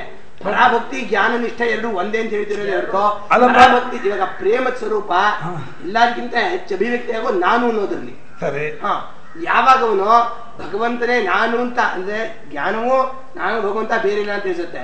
ಆ ಪ್ರೇಮವು ಅದೇ ಮಟ್ಟಕ್ಕೆ ಬಂದಾಗ ಜ್ಞಾನ ಭಕ್ತಿ ಒಂದೇ ಆಗೋಗುತ್ತೆ. ಸಾಧಕಾವಸ್ಥೆಯಲ್ಲಿ ಯಾವಾಗ ಬೇರೆ ಅನ್ಕೊಂಡೆ ಸಾಧನೆ ಮಾಡ್ತಾರೆ, ಭಗವಂತ ಅನುಗ್ರಹ ಮಾಡ್ತಾರೆ, ಗೊತ್ತು ಆಗುತ್ತೆ. ಹಾಗೆ ಅಲ್ಲ, ಈ ಯುಕ್ತಿ ಒಂದು ಹಾಗೆ ಇವಾಗ ಭಕ್ತಿಯಿಂದಲೇನೆಯೇ ಪರಮಾತ್ಮ ಭಾವ ಬಂದ್ಬಿಡುತ್ತೆ ಅಂದ್ರೆ ಅವನಿಗೆ ಜ್ಞಾನ ಬೇಕಿಲ್ಲ ಅಂತ ಅರ್ಥವನ್ನು ಹೇಳ್ತಿರೋದು. ಇಲ್ಲ ಜ್ಞಾನ ಭಕ್ತಿ ವ್ಯತ್ಯಾಸನೇ ಇಲ್ಲ ಅಂತ ಕಡೆ ವ್ಯಕ್ತ ಗೊತ್ತಾಗುತ್ತೆ ಅಂದ್ರೆ ಭಕ್ತಿಯ ಜ್ಞಾನ ಭಕ್ತಿಯಿಂದ ಅಂದ್ರೆ ಅಜ್ಞಾನ ಕಡೆ ಭಕ್ತಿಯೂ ಆಗುತ್ತೆ ಜ್ಞಾನವೂ ಆಗುತ್ತೆ. ಜ್ಞಾನದಿಂದಾನೇ ಹೋಗುತ್ತೆ. ಆದರೆ ಪರಾಭಕ್ತಿಯಲ್ಲಿರುವಂತಹ ಒಂದು ಅನುಭವ ಇದೆ. ಪರಾಭಕ್ತಿಯನ್ನು ಸಾಧನವೋ ಪರಾಭಕ್ತಿಯನ್ನು ಪರಮಾತ್ಮ ಸ್ವರೂಪವೋ? ಪರಾಭಕ್ತಿಯ ಸ್ವರೂಪ ಇವ ಸ್ವರೂಪ ಬ್ರಹ್ಮ ಆತ್ಮ ಭಗವಂತ ಎಲ್ಲ ಒಂದೇ. ಇನ್ನು ಗೌಣಭಕ್ತಿ ಸಾಧಕ, ಗೌಣ ಜ್ಞಾನ ಸಾಧಕ. ಇವಾಗ ಯಾವ ಜಾಗದಲ್ಲಿ ಅದಕ್ಕೆ ಸೇರುವಿಕೆ ಪ್ರಶ್ನೆ ಅದು. ಅಂದ್ರೆ ಪರಾಭಕ್ತಿ ಪರಮಾತ್ಮ ಭಗವಂತ ಒಂದೇ ಬಿಟ್ಟೆ, ಜ್ಞಾನಿಷ್ಠೆಯು ಒಂದೇ ಬಿಟ್ಟೆ. ಇವಾಗ ಗೌಣಭಕ್ತಿ ಇಟ್ಕೊಂಡಿದ್ದಾನೆ. ಗೌಣಭಕ್ತಿ ಆ ಪರಮಾತ್ಮನಲ್ಲಿ ಒಂದಾಗುವಾಗ ಗೌಣಭಕ್ತಿಯಲ್ಲಿದ್ದಂತಹ ಭಕ್ತ ಸಾಧಕ ಯಾವ ಜಾಗದಲ್ಲಿ ಸೇರೋ ಆರಂಭದಿಂದ ಪರಮಾತ್ಮ ಆಗ್ತಾ ಸೇರ್ತಾನೋ, ಸೇರಿದ ಪರಮಾತ್ಮ ಅಂತ ಆಗ್ತಾನೋ, ಯಾವ ಅಂದ್ರೆ ಅವ್ರ ಸಾಧಕತ್ವ ಯಾವಾಗಿದೆ ಅಂತ ಆಯ್ತು ಅವಾಗ ಗೌಣಭಕ್ತಿ ಅಲ್ವಾ? ಅವನು ಪರಮಾತ್ಮ ಅಂತ ಅಂತ ಇದೆಯಾ? ವಿಚಾರಪೂರ್ವಕ ಜ್ಞಾನಕ್ಕೋಸ್ಕರ ಪ್ರಯತ್ನ ಪಡ್ತಾನೆ. ಅವನು ಪರಮಾತ್ಮನೇ ಆಗಿದ್ದಾನೆ ತನ್ನ ಸ್ವರೂಪದಿಂದ. ತಿಳ್ಕೊಂಡಿರಲ್ಲ, ತಿಳ್ಕೊತಾನಷ್ಟೇ. ಇವಾಗ ತಿಳ್ಕೊತಾನೆ ಅನ್ನೋ ಹಾಗೇನೆ ಭಕ್ತಿ ಆದವನು ಭಕ್ತಿಯಾಗಿಯೇ ಇರ್ತಾನ. ಭಕ್ತನಾದವನು ಭಕ್ತ ಅಂತ ಅಂದ್ಕೊಂಡ್ರೆ ಭಕ್ತಿ ಮಾಡ್ತಾನೆ ಇರ್ತಾನೆ. ಇಲ್ಲಪ್ಪ ಭಕ್ತಿ ಮಾಡ್ತಾನೆ ಹೇಳ್ತಾನೆ ಅಂತ ಹೇಗಾಗುತ್ತೆ? ಜ್ಞಾನ ಹೊರಟವನು ಯಾವಾಗಲೂ ವಿಚಾರ ಮಾಡ್ತಾನೆ ಇರ್ತಾರೋ ಜ್ಞಾನ ಆಗುತ್ತಾ? ಸ್ವಲ್ಪ ಜ್ಞಾನ ಆಗೋ ಹಂತಕ್ಕೂ ಜ್ಞಾನ ಸಾಧಕನಾಗಿದ್ದಕ್ಕೂ ಜ್ಞಾನ ಸ್ವರೂಪಕ್ಕೂ ಮಧ್ಯದಲ್ಲಿ ಯಾವ ಜಾಗದಲ್ಲಿ ಅವನು ಬಿಟ್ಕೊಳ್ತ ಹೇಳ್ಬೇಕು. ನಾವು ಗೊತ್ತಾಗೋದು ಅನ್ನೋದು ಯಾವಾಗ ಅಂತ ಹೇಳ್ಬೇಕು. ಇವಾಗ ಗೊತ್ತಾಗೋದು ಅನ್ನೋ ಒಂದು ಮೂಮೆಂಟು ಒಪ್ಪೋದೇ ಇಲ್ವಾ? ಗೊತ್ತಾಗೋದು ಅನ್ನೋ ಒಂದು ಮೂಮೆಂಟು ಒಪ್ಕೊಂಡ್ರೆ ಅದೊಂದು ಘಟನೆ ಅಂತ ಒಪ್ಕೊಳ್ಳೋದಾದ್ರೆ ಭಕ್ತನಾಗಲಿ ಸಾಧಕನಾಗಲಿ ಜ್ಞಾನ ಸಾಧಕ ಭಕ್ತ ಇಬ್ಬರೂ ಕೂಡ ಪರಮಾತ್ಮ ಸೇರ್ಕೊಳ್ಳೋಕ್ಕೋಸ್ಕರ ಹೋಗ್ತಾ ಇದ್ದಾರೆ. ಯಾವುದೋ ಒಂದು ಘಟನೆಯಲ್ಲಿ ಅವನು ಕಳ್ಸ್ಕೊಳ್ತಾನೆ, ತನ್ನ ಸಾಧಕತ್ವವನ್ನು ಕಳ್ಸ್ಕೊಳ್ತಾನೆ. ಭಕ್ತನು ತನ್ನ ಭಕ್ತತ್ವವನ್ನು ಕಳ್ಸ್ಕೊಳ್ತಾನೆ. ಆ ಸಂದರ್ಭ ಯಾವಾಗ ಅಲ್ಲಿ ಜ್ಞಾನ ಕೊಡೋದು ಭಕ್ತಿ ಕೊಡೋದು ಪರಮಾತ್ಮ ಕೊಡೋದು ಅನ್ನೋದು ಅವ್ನು ಒಪ್ಕೋಬೇಕಾ? ಅದ ಬರುತ್ತೆ. ಅವ್ನು ಹೇಳ್ತಾ ಇದ್ದಾನೆ ಭಗವಂತ ಕೊಡ್ತಾನೆ ಅಂತ ಇದ್ದಾನೆ. ನನ್ನ ಕಷ್ಟ ಅಲ್ಲ, ಅಲ್ಲಿ ಸೇರೋ ಜಾಗ ಹೇಗೆ ಭಕ್ತನಾಗಿದ್ದಾನೆ. ಗೌಣಭಕ್ತನಾಗಿ ಪರಮಾತ್ಮ ಸೇರಬೇಕು ಅಂತ ಅನಂಗಾಗಿ ಪ್ರೇಮಿಸ್ತಾ ಇದ್ದಾನೆ. ಶಾಸ್ತ್ರ ಕೊಟ್ಟ ಒಂದು ಅವಲಂಬನೆ ಇಟ್ಕೊಂಡಿದ್ದಾನೆ. ಅಥವಾ ಗುರುಗಳು ತೋರಿಸ್ಕೊಟ್ಟಂಥ ಗುಣಮಾಹಾತ್ಮ್ಯವೋ ರೂಪಾಸಕ್ತಿಯೋ ಶಿಕ್ಷಾಸಕ್ತಿಯೋ ಏನೋ ವಾತ್ಸಲ್ಯ ಇಟ್ಕೊಂಡಿದ್ದಾನೆ. ಹಾಗೆ ವಿಚಾರಕನು ಒಂದು ಪ್ರಕ್ರಿಯೆ ಹೋಗ್ತಾ ಇದ್ದಾನೆ. ಒಂದೊಬ್ಬ ಕಾರ್ಯಕಾಲ ಪ್ರಕ್ರಿಯೆಯೋ ಅವಸ್ಥಾತ್ರಯವೋ ದೃಗ್ದೃಶ್ಯವೋ ಪಂಚಕೋಶ ಪ್ರಕ್ರಿಯೆ ಇಟ್ಕೊಂಡು ಹೋಗ್ತಾ ಇದ್ದಾರೆ. ಪ್ರಕ್ರಿಯಾ ಸಮಾಪ್ತಿ ಎಲ್ಲಿಗೆ? ಗೌಣಭಕ್ತಿಯ ಸಮಾಪ್ತಿ ಎಲ್ಲಿಗೆ? ಆ ಸಮಾಪ್ತಿ ಎಂಡಾಗೋ ಒಂದು ಘಟನೆ ಇದೆಯಲ್ಲ, ಹಂತ ಇದೆಯಲ್ಲ, ಅಲ್ಲಿ ಮೈದೋರುವಾಗ ಭಕ್ತಿ ಪರಭಕ್ತಿಯಾಗಿ ಮೈದೋರುವಾಗ ಗೌಣಭಕ್ತಿ ಪರಭಕ್ತಿಯಾಗಿ ಮೈದೋರುವುದೇನೋ ಅದೇ ಆಗೋದು. ಹಾಗೆ ಗೌಣಜ್ಞಾನ ಜ್ಞಾನ ನಿಷ್ಠೆಯಲ್ಲಿ ಮೈದೋರುವಾಗ ಆಗುವ ಒಂದು ಒಂದು ಘಟನೆ ಅಂತ ಹೇಳ್ತೀರೋ ಏನು ಹೇಳ್ತೀರ ಆ ಶಬ್ದವನ್ನು, ಒಂದು ಸಂದರ್ಭ ಆ ಸೇರುವ ಜಾಗ ಯಾವುದು ನಾನು ಕೇಳ್ತಾ ಇದ್ದೀನಿ. ಅದು ಎರಡು ಸ್ವತಂತ್ರ ಮಾರ್ಗವ, ಎರಡು ಒಂದಾಗತ್ತಾ ಕೇಳ್ತಾ ಇದ್ದೀನಿ. ಆ ಪ್ರಶ್ನೆ ಅದು. ಇವಾಗ ಎರಡು ನದಿ ಹೋಗಿ ಸಮುದ್ರಕ್ಕೆ ಸೇರೋ ಹಾಗೇನೆ ಭಕ್ತಿ ಹೋಗಿ ಮನೋಲ್ ಮುಳುಗುತ್ತೆ, ಜ್ಞಾನ ಹೋಗಿ ಪರಮಾತ್ಮ ಮುಳುಗುತ್ತೆ ಅಂತೀರ. ಎರಡು ಒಂದಾಗ್ಬಿಟ್ಟು ಆಮೇಲೆ ಮುಳುಗುತ್ತೆ, ಹಾಗಾಗತ್ತೆ. ಎರಡರಲ್ಲಿ ಯಾವಾಗ ನಾನು ಬಿಡ್ತಾನೋ ಭಕ್ತನು ಸ್ವಾಮಿ ಆಗುತ್ತಾನೆ. ಜ್ಞಾನಿಯು ಯಾವಾಗ ನಾನು ಎಂಬ ಪ್ರತ್ಯಯ ಬಿಡ್ತಾನೋ, ನಾನು ಪ್ರತ್ಯಯ ಬಿಡೋದಕ್ಕೆ ಪ್ರೇಮ ಸಾಧನವಾ ಅರಿವು ಸಾಧನವಾ? ಪ್ರೇಮ ಸಾಧನ. ಸ್ವತಂತ್ರ ಆಯ್ತು ಎರಡು ಮಾರ್ಗ ಅಲ್ಲ. ಸೇರಿದ ಮೇಲೆ ಎರಡು ನದಿ ಸೇರಿದ ಮೇಲೆ ಸಮುದ್ರ. ಹೌದು, ಅದೇ ಒಂದು ಪಶ್ಚಿಮ ಕಡೆಯಿಂದ ಹೋಗಿ ಸೇರ್ಕೊಳ್ಳುತ್ತೆ, ಒಂದು ಪೂರ್ವ ಕಡೆಯಿಂದ ಹೋಗಿ ಸೇರುತ್ತೆ. ಗಂಗಾ ನದಿ ಪೂರ್ವ ಕಡೆ ಹೋಗಿ ಸೇರುತ್ತೆ, ನರ್ಮದಾ ಪಶ್ಚಿಮಕ್ಕೆ ಹೋಗಿ ಸೇರುತ್ತೆ. ನೀವು ಸೇರಿದ ಮೇಲೆ ಒಂದಾಗುತ್ತೆ ಅಂದ್ರಲ್ಲ ನೋಡಿ. ನೋಡಿ ಯಾರು ಒಪ್ತಲ್ಲ ಇವನು. ಅಲ್ಲ, ಅದು ಬಿರುಗು ಪರಮಾತ್ಮನೇ ಗಮ್ಯ ಅಂತ ಹೋಗ್ತೀನಿ. ಪರಮಾತ್ಮ ಗಮ್ಯ ಅಲ್ಲ ಅಂತಂದ್ರೆ ಜ್ಞಾನದಿಂದಲೇ ಮೋಕ್ಷ ಅಂದ್ರೆ ಭಕ್ತಿಯಿಂದ ಅಲ್ಲ. ಜ್ಞಾನ ನಿಷ್ಠೆ ಪರಾಭಕ್ತಿ ಒಂದೇ. ಅಲ್ಲಿರೋ ನಿಷ್ಠೆ ಅಂದ್ರೆ ಜ್ಞಾನ ಅಲ್ಲ, ಗೊತ್ತಾಯ್ತು? ಜ್ಞಾನ ನಿಷ್ಠೆ ಬೇರೆ, ಜ್ಞಾನ ಬೇರೆ. ಜ್ಞಾನ ಅಂದ್ರೆ ಸಮ್ಯಕ್ ನಿಶ್ಚಯ, ಸಮ್ಯಕ್ ಬುದ್ಧಿ, ಬುದ್ಧಿ ಪ್ರತ್ಯಯದಲ್ಲಿ ಆಗುವ ಒಂದಾನೊಂದು ಘಟನೆ ಅದು. ಅದು ಒಂದು ಯದ್ಯಪಿ ಜ್ಞಾನವಾದ ಮೇಲೆ ಪ್ರಮಾಣ ಪ್ರಮಾಣ ತ್ರಿಪುಟಿಯಾಗಲಿ ಕಾಲದೇಶವಾಗಿ ಇಡೇ ಹೋದ್ರು ಕೂಡ ಜ್ಞಾನವಾಗುವಾಗ ಅಷ್ಟು ಮಟ್ಟಿಗೆ ಇಟ್ಕೊಂಡೇ ಇರ್ತಾನೆ. ಜ್ಞಾನವಾಗ್ತಾ ಆಗ್ತಾ ಆಗ್ತಾ ಹೋಗ್ಬಿಡುತ್ತೆ. ಹಾಗೆ ಭಕ್ತಿಯಲ್ಲಿ ಯಾವ ಹಂತ ಕೇಳ್ತಾ ಇದ್ದೀನಿ. ನನ್ನ ಪ್ರಶ್ನೆ ಅಷ್ಟೇ, ಭಕ್ತಿಯಲ್ಲಿ ಯಾವ ಹಂತದಲ್ಲಿ ಅವನು ಇದನ್ನು ಕಳ್ಸ್ಕೊಳ್ತಾನೆ? ಭಕ್ತಿಯಿಲ್ಲ. ಭಕ್ತಿಯಲ್ಲೇ ಭಕ್ತಿ ಜ್ಞಾನಕ್ಕೆ ಬರ್ಬೇಕಾ? ಅಲ್ಲ, ಪ್ರೇಮ ಯಾವ ಮಟ್ಟಕ್ಕೆ ಹೋಗುತ್ತೆ? ನಾನೇ ಭಗವಂತ ಅನ್ನೋ ಮಟ್ಟಕ್ಕೆ ಹೋಗುತ್ತಲ್ಲ ಪ್ರೇಮ. ಜ್ಞಾನ ಬೇರೆ ಅಂತ ಐತಲ್ಲ ಅವಾಗ. ಅಲ್ಲ, ಜ್ಞಾನ ಈಗ ನಾನೇ ಭಗವಂತ ಮಟ್ಟಕ್ಕೆ ಹೋಗುತ್ತೆ ಅಲ್ಲ, ಅದೇ ಜ್ಞಾನ. ಅಲ್ಲಿ ಇಲ್ಲಿ ವೆರಿಫೈ ಮಾಡೋದು ಹೇಳ್ತಾ ಇದ್ದೀನಿ. ನಾನು ಯಾವ ಜಾಗವನ್ನು ಹಿಡಿದಿದ್ದೀನಿ ಅನ್ನೋದೇ ಅವ್ನಿಗೆ ಅರ್ಥ ಆಗ್ತಿಲ್ಲ. ಏನಂತ ಭಕ್ತ ತಾನು ಭಗವಂತ ಅಂದ್ಕೊಂಡೇ ಇಲ್ಲ.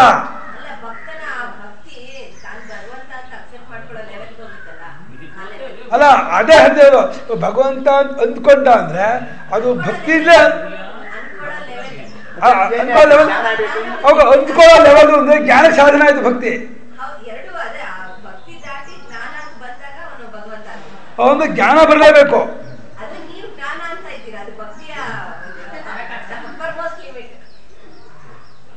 ಅಂದ್ರೆ ಎರಡು ಶಬ್ದಗಳು ಬೇರೆ ಇದೆ, ಜ್ಞಾನ ಭಕ್ತಿ ಅಂತ.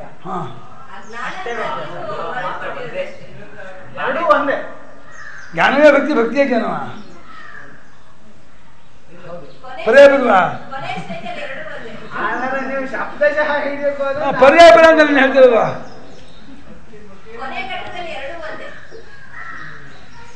ಬುದ್ಧಿವೃತ್ತಿ ಉಂಟಾಗದೆ ಎರಡು. ಆದ್ರಿಂದ ಅಲ್ಲ, ಪ್ರತ್ಯಯ ಕಾಲದಲ್ಲಿ ಪ್ರೇಮ ವೃತ್ತಿಯು ಜ್ಞಾನಾಕಾರ ವೃತ್ತಿಯು ಭಿನ್ನ ಭಿನ್ನವೇ. ಜ್ಞಾನಾಕಾರ ವೃತ್ತಿಯಲ್ಲಿ ಭಕ್ತಿ ಗೌಣ, ಜ್ಞಾನಾಕಾರ ವೃತ್ತಿ ಪ್ರಧಾನ. ಭಕ್ತಿ ವೃತ್ತಿಯಲ್ಲಿ ಜ್ಞಾನ ಗೌಣ ಸೆಕೆಂಡರಿ, ಪ್ರೇಮಾಕಾರವೇ ಪ್ರಧಾನ. ಆದರೆ ಆ ಪ್ರೇಮಾಕಾರವಾದ ವೃತ್ತಿಯಾಗಲಿ ಜ್ಞಾನಾಕಾರವಾದ ವೃತ್ತಿಯಾಗಲಿ ತಾನು ತನ್ನ ವೃತ್ತಿಯನ್ನು ಕಳ್ಚ್ಕೊಳ್ಳುವಾಗ ಅದು ಎರಡು ಆತ್ಮನಲ್ಲಿ ಮುಳುಗಿಯೇ ಕಳ್ಚ್ಕೋಬೇಕು, ಬೇರೆ ರೀತಿ ಕಳ್ಚ್ಕೊಳ್ಳೋಕೆ ಉಪಾಯವೇ, ಮಾರ್ಗಾಂತರವೇ ಇಲ್ಲ. ಗೊತ್ತಾಯ್ತೆ? ಪ್ರೇಮಾಕಾರ ವೃತ್ತಿಯಾಗಲಿ ಜ್ಞಾನಾಕಾರವಾದ ವೃತ್ತಿಯಾಗಲಿ ಶಾಸ್ತ್ರೋಕ್ತವಾದ ಪ್ರಕಾರದ ಪ್ರಕ್ರಿಯೆ ಚಿಂತನೆ ಮಾಡ್ತಾ, ನಿಧಿಧ್ಯಾಸನ ಮಾಡ್ತಾ, ರತ್ನ ಪರೀಕ್ಷಕ ರತ್ನಮಣಿಯನ್ನು ಗೊತ್ತು ಮಾಡ್ಕೊಳ್ಳೋ ಹಾಗೇನೆಯೇ ಜ್ಞಾನಾಕಾರ ಅಖಂಡ ಜ್ಞಾನಾಕಾರ ವೃತ್ತಿ ವ್ಯಾಖ್ಯಾನ ಹೇಳ್ತಾರೆ. ಅದು ಅರ್ಥ ಇಲ್ಲ ನಮ್ಮ ಸ್ವಾಮಿ ಹೇಳಿದ್ದಾರೆ. ಖಂಡಾಖಂಡವಾಗೋದು ವೃತ್ತಿ, ಅದು ವೃತ್ತಿಯಲ್ಲಿ ಅಖಂಡ ಎಂದಿಲ್ಲ. ಯಾವ ವೃತ್ತಿ ಅದು ಖಂಡವೇ. ವೃತ್ತಿ ಬಾಧಿತವಾಗುವುದರ ಮೂಲಕವಾಗಿ ವೃತ್ತಿ ಸಹಿತವಾದ ಪ್ರಪಂಚವೆಲ್ಲವೂ ಆತ್ಮನೇ ಅಂತ ಆ ಒಂದು ಅನುಭವ ಉಂಟಾಗುತ್ತಲ್ಲ ಜ್ಞಾನಾಕಾರದಲ್ಲಿ, ಅದನ್ನು ಜ್ಞಾನ ಕರಿತೀವಿ.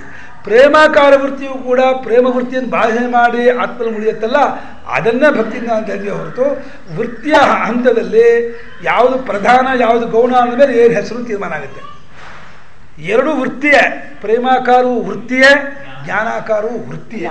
ಏನೇ ಆಗಲಿ ಜ್ಞಾನದಿಂದ ತಾನೇ ಮೋಕ್ಷ. ಅದೇ ಹೇಳ್ತಾರೆ ನಾನು, ವೃತ್ತಿ ಅಂತಃಕರಣ ಒಂದೇ, ಆ ಅಂತಃಕರಣ ಒಂದರಲ್ಲಿಯೇ ಪ್ರೇಮ ತುಂಬಿಕೊಂಡು ಜ್ಞಾನ ಸೆಕೆಂಡರಿ ಆಗ್ಬೋದು, ಜ್ಞಾನ ತುಂಬಿಕೊಂಡು ಪ್ರೇಮ ಸೆಕೆಂಡರಿಯಾಗಿ ತೋರ್ಬೋದು. ಅದು ಆ ಲಕ್ಷಿಸುವ ದೃಷ್ಟಿಯಿಂದ ಬಂದಂತಹ ಹೆಸರು. ಲಕ್ಷಿಸುವನು ಕೊಡುವ ಹೆಸರು ಅದಕ್ಕೆ. ಲಕ್ಷಿಸುವನು ಅದಕ್ಕೆ ಜ್ಞಾನಾಕಾರವರ್ತಿ ಹೆಸರು ಕೊಡ್ತಾ ಇದ್ದಾನ, ಪ್ರೇಮಾಕಾರವರ್ತಿ ಹೆಸರು ಕೊಡ್ತಾ ಇದ್ದಾನ ಅನ್ನೋನು ಲಕ್ಷಿಸುವನ ಕಡೆಯಿಂದ ಹೆಸರು. ಆದರೆ ಅನುಭವ ಆಗುವಾಗ ಎರಡು ಆತ್ಮನಲ್ಲೇ ಮುಳುಗಬೇಕು.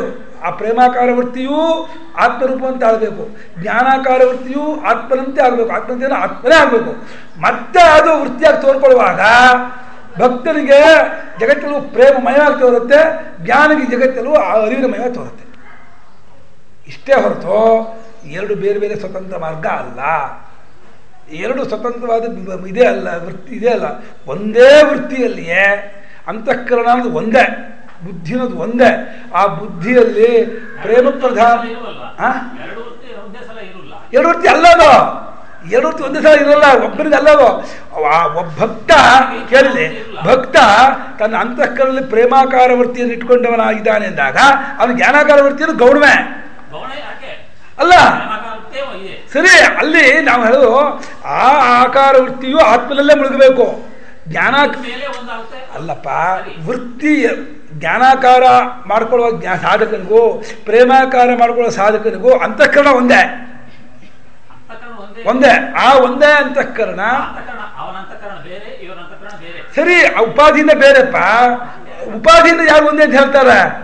ನಾನು ಹೇಳ್ತಾ ಇರೋದು ಅಂತಃಕರಣವು ಪ್ರೇಮಾಕಾರ ವೃತ್ತಿಯಾದರೂ ಕೇಳಿದೆ, ಸರಿ ಸರಿಯಪ್ಪ, ಕೇಳಿ ಅಲ್ಲ, ಪ್ರೇಮಾಕಾರ ವೃತ್ತಿ ಅನ್ನೋದು ನೀವು ಭಕ್ತಿ ಕಡೆಯಿಂದ ಕೊಟ್ಟ ಹೆಸರು ಹೊರತು ವೃತ್ತಿಗೆ ವೃತ್ತಿ ಸ್ವರೂಪದಲ್ಲಿ ಅರಿವಿಗೂ ಪ್ರೇಮಕ್ಕೂ ವ್ಯತ್ಯಾಸ ಇಲ್ಲ. ಈ ಕಡೆಯಿಂದ ಕೊಟ್ಟ ಹೆಸರು ನೀವು ಅದು ಮುಳುಗು, ಅದನ್ನ ಪ್ರೇಮದಿಂದ ತುಂಬಿಕೊಂಡಿದ್ದಾನೆ ಅಂತಃಕರಣ ವೃತ್ತಿಯನ್ನು ಅನ್ನುವಾಗ ಭಕ್ತ ಅಂತ ಇದ್ದೀರಾ. ಅರಿವಿನ ತುಂಬಿಕೊಂಡಂಥ ಅಂತಃಕರಣ ವೃತ್ತಿಯನ್ನು ನೀವು ಜ್ಞಾನಿ ಸಾಧಕ ಅಂತ ಇದ್ದೀರಾ. ವೃತ್ತಿ ಭಕ್ತಿ ಪ್ರಧಾನವಾದ ವೃತ್ತಿಯ ಜ್ಞಾನ ಪ್ರಧಾನವಾದ ವೃತ್ತಿ ಅನ್ನುವಾಗ ವೃತ್ತಿ ಮಹತ್ವ ಸಮಾನ, ವೃತ್ತಿಯಲ್ಲಿ ವ್ಯತ್ಯಾಸ ಇಲ್ಲ. ಒಬ್ಬರಲ್ಲಿ ಎರಡು ಇರಬಾರ್ದು. ಇವಾಗ ಅಲ್ಲ, ಒಂದೇ ಪದಾರ್ಥವನ್ನ ಒಂದೇ ವಸ್ತುವನ್ನ ಪ್ರೇಮ ಆಕಾರವಾದ ವೃತ್ತಿ ಅಂತ ಕರಿಬೋದು, ಜ್ಞಾನಾಕಾರ ವೃತ್ತಿ ಅಂತ ಕರಿಬೋದು, ಏನು ತಪ್ಪಾಗಲ್ಲ. ಅದನ್ನೇ ಭಕ್ತನ ಪ್ರಹ್ಲಾದನ ಅಂತಃಕರಣವು ಭಗವಂತನಲ್ಲಿ ಮುಳುಗಬೇಕು ಅಂತ ನಗೋ ಪ್ರೇಮಮಯವಾಗಿ ಮುಳುಗತ್ತೆ ಅಂತಿದ್ವಲ್ಲ, ಅದು ಜ್ಞಾನಮಯವಲ್ಲ ಅನ್ನೋ ಬರಲ್ಲ. ಜ್ಞಾನಮಯವಾಗಿರುವಂತಹ ಸಾಧಕನ ಅಂತಃಕರಣ ವೃತ್ತಿ ಪ್ರೇಮಮಯವಲ್ಲ ಅನ್ನೋದು ಬರಲ್ಲ.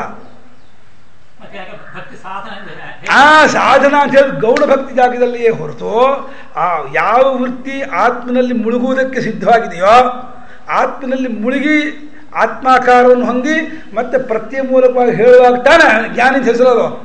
ಇವಾಗ ಪ್ರತ್ಯಾಕಾರದಲ್ಲಿದ್ದ ಜ್ಞಾನಿನೋ ಮುಳುಗಿದಾಗ ಜ್ಞಾನಿಯೋ ಅಲ್ಲಿ ಬಂದ ಮೇಲೆ ಜ್ಞಾನಿಯೋ, ಯಾವಾಗ ಜ್ಞಾನಿ ಅಂತ ಹೇಳ್ತೀರಿ, ಯಾವಾಗ ಭಕ್ತ ಅಂತ ಹೇಳ್ತೀರಿ ನೀವು? ಹೆಸರು ಯಾವಾಗ? ಬುದ್ಧಿಯಲ್ಲಿ ಆ ಆತ್ಮನ ಬಗ್ಗೆ ತಪ್ಪು ನಿಶ್ಚಯ ಬಿಟ್ಟಾಗ ಜ್ಞಾನಿ ಅಂತ ಹೇಳ್ತೀರಿ. ಬುದ್ಧಿಯಲ್ಲಿ ಆತ್ಮನಿಗಿಂತ ಬೇರೆಯಾಗಿರುವಂತಹ ಪ್ರೇಮ ವೃತ್ತಿಯನ್ನು ಕಾಣದೇ ಇದ್ದಾಗ ಭಕ್ತ ಅಂತ ಹೇಳ್ತೀರಾ. ಆದರೆ ಆ ಬುದ್ಧಿವೃತ್ತಿ ಜ್ಞಾನಾಕಾರಕ್ಕಿಂತ ಬೇರೆಯಾದ ಪ್ರೇಮಾಕಾರವಲ್ಲ, ಪ್ರೇಮಾಕಾರಕ್ಕಿಂತ ಬೇರೆಯಾದ ಜ್ಞಾನಾಕಾರ ಅಲ್ಲ.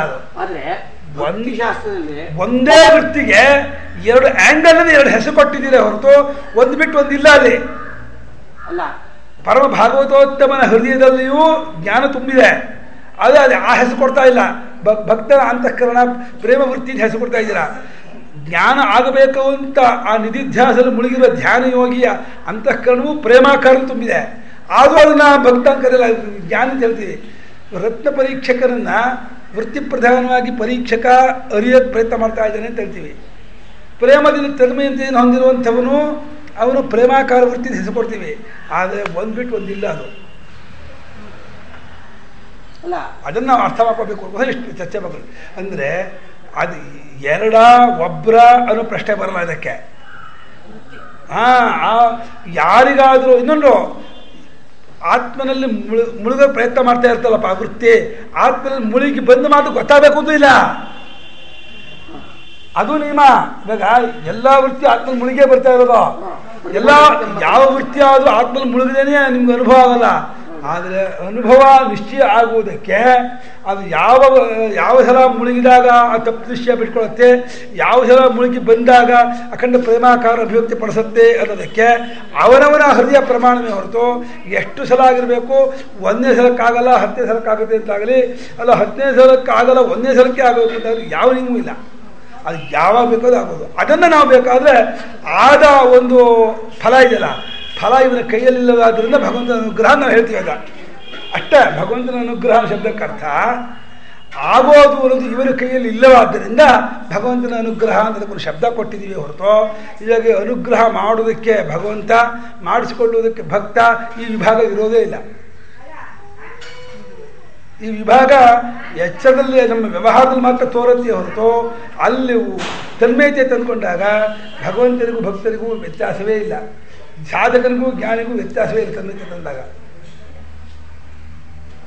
ಹಾಗಾಗಿ ಭಕ್ತಿಯ ಪೂರ್ಣತೆಯನ್ನು ತುಂಬಿರುವ ಅಂತಃಕರಣವು